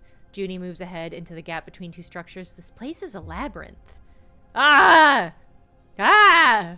Welcome, visitors. A pale flicker appears near one of the units at the top of a square pedestal. I am the warden. Please provide access credentials. The flicker stabilizes into a figure, a statue of pulsing light. It pauses for a moment before repeating its request. Junie freezes, holding a calming hand out to you. She retrieves her deck, sliding it carefully from her backpack and turns it on. You look over at the warden, who waits patiently, white-eyed and absent, restating its security request with a regular rhythm. You guess that this avatar just exists to make human interactions comfortable. Its true body is the facility itself, this vast interior ring speckled with sensors and systems. Suddenly, the warden stops speaking. Then a flash of red passes along the corridor. Credentials not provided. Lockdown activating in 10, 9. You look over at Junie, whose eyes are rapidly scanning through a screen full of data. Festning. Junie stumbles through the pronunciation of the paraphrase. Lighter. Ildstead. She looks up at the warden's avatar expectantly. The warden flickers again, distorts and then stabilizes. Oversight connection not active. Re-attempting. It repeats itself again. Then again, intoning the words at a regular rhythm. You look over at Junie, holding still as if encountering a wild animal. She meets your eye, but gives no indication of any action you might take. Loop bypass engaging. Welcome, officer. The synthetic voice shifts to a different tone. Leonard Dahl. The avatar's white eyes stay blank and blind. And guests. How old is that protocol? Nia hisses. I've never seen anybody dressed like it. Junie looks back at you and then at the warden. The figure flickers, staring out over your heads into the darkness. Are we good, Junie? She looks at the warden. Warden, are we approved to access all facilities? Yes, Officer Dahl, the warden replies. Please remember, you are responsible for the conduct of your guests while visiting our facility. That thing is creeping me out. Nia glances at the dead-eyed avatar. Let's get on with it. You move forward, pushing between the structures towards a large building in the hope that it holds the facility's central data core. As you do, you pass benches, barren gardens with desiccated grass. A drinking bottle floats in the air, among with dust motes. This place is dead. Be aware, officer. The warden reappears in the dark, shimmering on a pedestal. Due to this facility's extended run cycle and the activation of the hibernation protocol, access to the central data storage will be strictly limited. However, if you wish to show your guests the habitation facilities, I'm sure they will enjoy the tour. The avatar remains expressionless, disconnected from the voice that accompanies it. On a personal note, I am glad to see you return to the facility. On a personal note? What does that mean? The figure flickers. I'm happy to report that I am ready for program reactivation at any time. Junie stares at the avatar. Thank you, Warden. She pauses. Can I ask how long ago the hibernation protocol was activated? Certainly. 11,473 Hellion standard cycles ago. The warden distorts. If I am in error, I apologize. Subsystems have not been properly maintained. You look at the blind avatar standing on its pedestal, waiting for an order that will never come. So many cycles in the dark, patiently holding this place together as it fell apart, resisting entropy in its bubble of the past. Thank you, Warden. That'll be all. Junie nods to the avatar, which promptly blinks out of existence, leaving only the dust and the dark.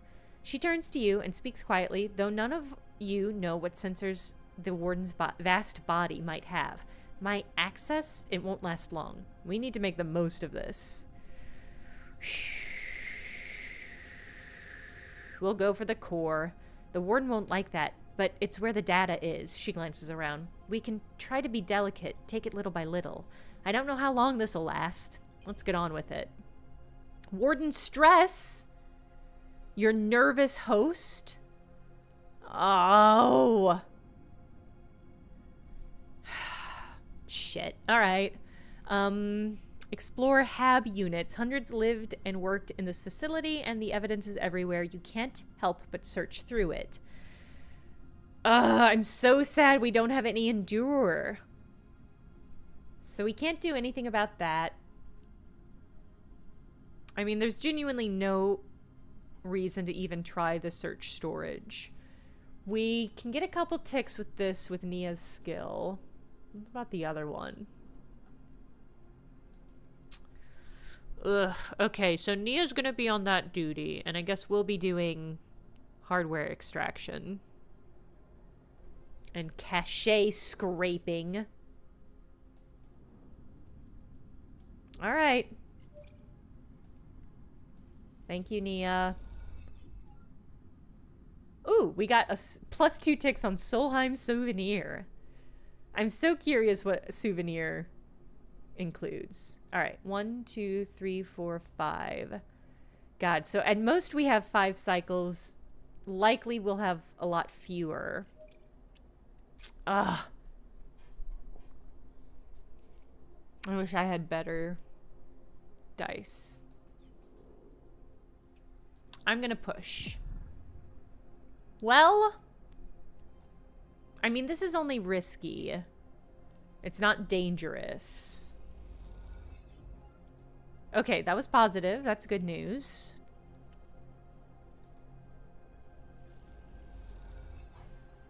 Okay, that was neutral. And we didn't get any warden stress for it. Ugh. Okay, also neutral. I'm gonna push it one more time. Well... yeah, I'm gonna push it. Okay, great. Okay, great. Have good bed, Squee. 1, 2, 3, 4, 5, 6. Okay.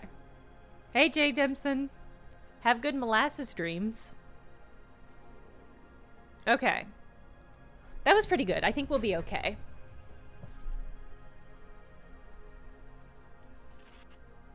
Oh, right. My fucking glitch dice. Shit. Oh, okay. The warden stress didn't tick up. I just assumed it would. Oh, okay. Crisis event +1 per cycle. All right. So it will from here on out, perhaps. But at least we'll be able to clear this one off. I'm so sad. Yeah, we're not going to get any tech. I mean, that's probably just a rare component or something. Solheim souvenir. What did we get? Ooh! There's an unsettling quiet to the hab units of the facility, a soft silence that blankets every room and hallway. It's obvious from the number of rooms, the detritus, the scale of the place that it was built to house hundreds, maybe thousands of people. Perhaps it did. Perhaps at the height of Solheim's control of the system, these rooms were filled with life. What kind of life would it be, though, maintaining and running a secret installation inside a distant rock? No sun to speak of, no outside beyond the vast cavern that surrounds you. An eternal darkness, punctuated by the flash of artificial light. And yet, even in such places, lives grow. You knew that yourself from being a sleeper, from your work among other sleepers in the most wretched and distant corners of the surrogate system. Even in the endless dark, people find ways to live. Come, take a look at this. Junie is searching on her own a few rooms away. You glide through an open doorway into a living room with couches meant for zero-G use, a magnetic table, and a window that looks out to the regular constellation of red lights that describe the limits of the world. How would you design a couch meant for zero-G use? Would it be like circular so that you could just kind of go and like... I'm kind of a seatbelts, chat? Spherical. Okay, Jenny, yes. I'm imagining like those egg chairs kind of, but like a giant one that's like a couch. Cargo webbing, I could see that too. It's just like a tether. What do you even need a couch for if you're in zero-G? Junie is holding an object that makes you stop still and stare, blinking at what seems like an unusual reversal of scale. It's a model, you realize, of the rig. Not your rig, obviously, but a rig. Or a Mev Rygar class, as the plaque on the base tells you. Is a little version of our spaceship? Mobile extraction vehicle. Junie follows your eyes to the plaque. Rygar class. She frowns. Seriously? That's why you call them rigs? She laughs, the noise bouncing back hard and cruel in the empty room. What does Rygar mean anyway? She sighs. Another Solheim mystery. You look at the model, still fascinated by seeing your ship rendered in such careful detail. You try to imagine what this model meant to those who lived here. A child's toy? A meaningless corporate knickknack? The model's purpose remains opaque. But we're taking it, right? We're taking it. This is the souvenir I get? I love it. Alive and Crow. If I could get a mini, if I could get like a Hot Wheel of my car and put that in my car, I would be delighted. There's so many of these flying around the system before the collapse, you know? Junie turns the model over in her hand. Solheim used to rent them out to colonists. I've seen the records. That was what they did here. They claimed the system, then rather than exploit it themselves, they provided goods and services to those who would. The workers paid for transit to the system, then accommodations, equipment, access to the mining claims. Other corps like XPR and Neovind paid Solheim to access this closed market to provide other services. Meanwhile, Sybil paid even more to test terraforming tech in the system. They built massive projects here, rich from work they only facilitated but never undertook. Solheim's just like Uber. This is a takedown of all of these platforms. The people who work at Uber don't provide the thing that Uber provides. They provide a platform through which other people do the labor. It's the same of YouTube. People at YouTube don't create the thing that YouTube is used for. They create the thing that allows them to exploit people that use the system. Just digital landlords. That's what this is. These are space landlords. But instead of just controlling land and habitation, they control the ability to access work. Phew. But then they collapsed, and we drove them all away and killed them? Yeah, that's what happens when you build on other people's works. A few high-profile accidents, malfunctions, and the exodus begins. Once it starts, the shareholders lose trust, and Junie turns and squints out the window. Here we are at the far end of it. Here. Junie turns and hands you the rig model. A gift. You take it and turn it over in your hands. You see something on the base, some words scratched in it that you can't read. You run your fingers over them, touching the past. That's the closest thing to a treasure I think will turn up here, Junie sighs. The people who worked this place didn't have much to their names, it seems. What little they did have, well, Solheim owned that too. She leads you out to the hab units, passing countless doors, some sealed, some open, that lead to countless rooms where countless employees lived lives or tried to in the shadow of Solheim. Like it or not, this is what made the Hellion system. What built the decaying structures you cling to as they orbit the star. What that legacy means now is a decision every resident of Starward Belt has to make. Dope. I'm so excited we got a little ship. We got a little mini ship. Okay. I mean, we'll have a 6 for this, so I'm gonna do this dangerous one, because hopefully it'll get us more ticks. Well, 2 ticks is still good. Alright. Alright. Beautiful. Beautiful, Junie, I never doubted. Done. Junie removes her cable from the data core's port. She looks up at the boxy piece of hardware, one that wouldn't fit inside any ship short of a freighter, and stares at the domed ceiling above, an oculus at its apex letting a shaft of life into the hall. It's a grand piece of architecture for what amounts to a massive piece of data storage, but then Solheim always did have a sense of grandeur when it came to its projects. Why should a secret signal monitoring facility be any less opulent than its other buildings? You took everything? No, she laughs. All that doesn't fit on this. She taps her deck. But I scraped the high-level stuff. That'll have to be enough. We should go. I'm not sure how the warden will react. She looks back over her shoulder at the vast core. I don't think we'll be let back in to get more. As if listening for its name, the warden suddenly apparates on one of its pedestals. It stares statuesque across the hall, its eyeline way above your head.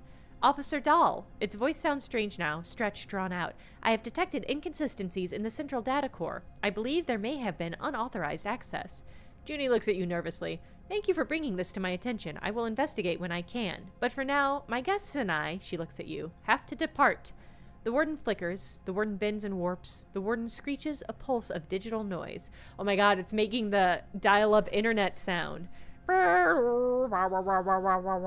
Of course, the warden's voice is still broken, still slowed.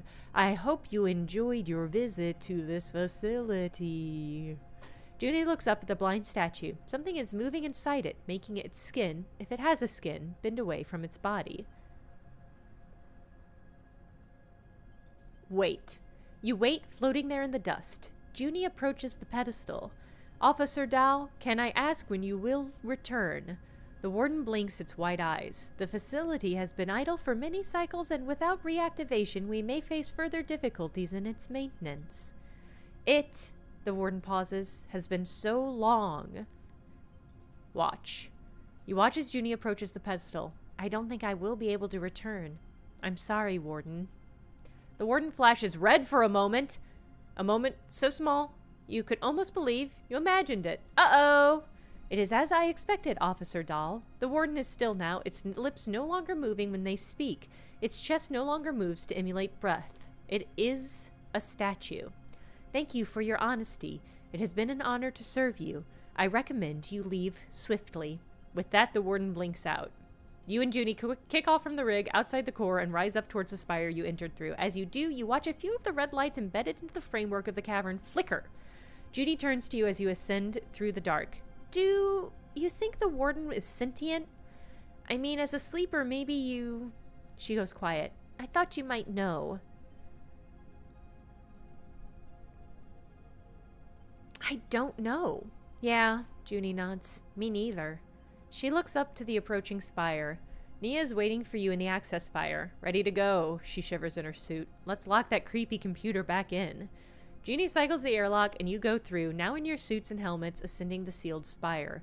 As you do, you look out the viewing windows, and something catches your eye. The ring's red lights, and those few left on inside the cavern, are turning off, layer by layer. You turn to Junie, but she's already looking out at the opposite side. The warden is shutting it all down. The Junie pauses. She's ending it. That's sad. It's so sad. Yeah, can we download the warden? That would rule. That would rule, but I don't know if I think it's going to happen. You have to force the hatch back open at the top, and by the time you do, the spire is dark inside, the pristine walls no longer lit. You come out to a canvas of stars, an impossible number of them spread out in every direction. You take a moment to look at them. After being tucked away in the bunker, they seem impossibly bright and impossibly beautiful. You glance across at Junie and see she's looking up at the stars too, absorbing their light, as if doing so might lift her out of this time and into another one, where things were different. So sad. Should I search storage? I mean, what's the worst that can happen?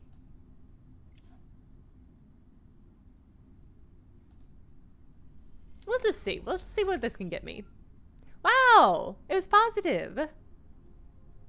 I'm never going to be able to get more ticks. And it's really not going to be worth it to try. Oh no! Can I even use a 1 die? I mean, it can't get any lower.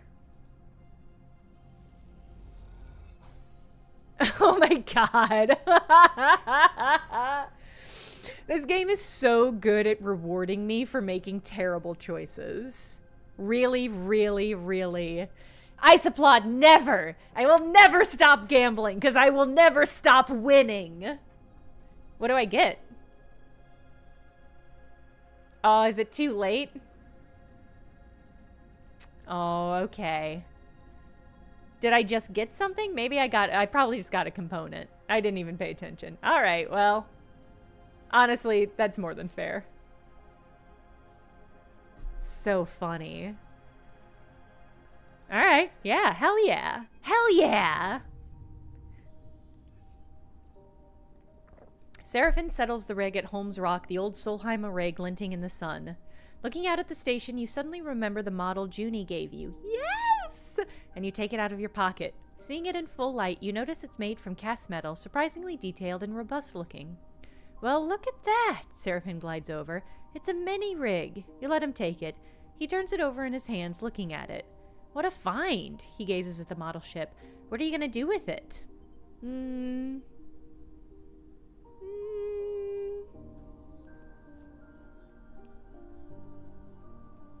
I think I'm going to mount it on the console, because that's exactly what I said I would do with it if I had it with my own car. Really? Seraphin grins. Well, we can do that for sure. He looks at the model for another moment, then pats you on the shoulder. Good call. Everyone can enjoy it then. He takes the model and glides over to his console. I'll get it sorted, he turns back smiling. Gonna look great. Sleeper? Junie puts a hand gently on your shoulder. You turn to see her smiling a rare smile. Thank you for going out on a limb for me. I know that wasn't the most profitable job, but what we found, I'll be thinking about it for, well, ever. I managed to extract some data that you can use, and I'm going to search through everything we pulled out from the bunker. Junie looks down. I wanted to show you it was worthwhile. It was worthwhile. She nods. I'm glad you think so. Olivia, you're going to have a great time with Citizen Sleeper 2. I hope you enjoy it when you get a chance. I'll also start seeing where to find this kind of tools I need to work with data like this. Her smile's fading already, replaced by a familiar, determined stare. We can't let it go to waste, but my deck is not going to be enough. Darkside might be the only option. It's the biggest remaining Solheim faculty on the belt. I'll look into it. Either way, thanks for bringing me with you. I'm glad to be a part of this. The smile returns. For as long as you'll have me. She looks away nervously, and then, before you can respond, she's gone, off to find a corner of the ship where she can dig through the data she pulled from the past in order to build a better future. Ooh, we got more points. God, I might just improve my Intuit. My kingdom for an endure skill. I mean, I could also... -2 stress if reroll 6. Reroll random dice, but +1 rolled.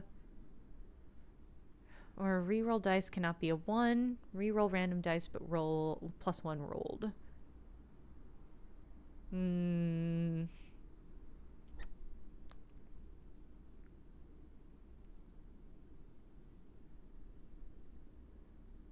guess I'll... I actually might just put 2 points in interface. Well... If we have Junie, though... I mean, no, okay.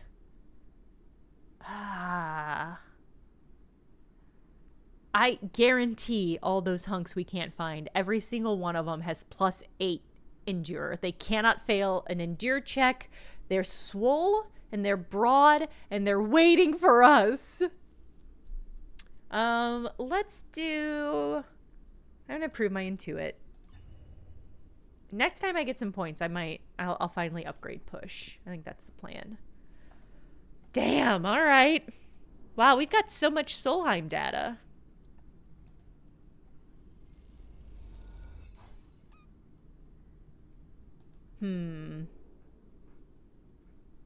Has it been a good game in the last hour? Yeah, Mechtel. Yeah. We've seen some stuff. Okay. All right. It's auto-saved, so we should be good to go.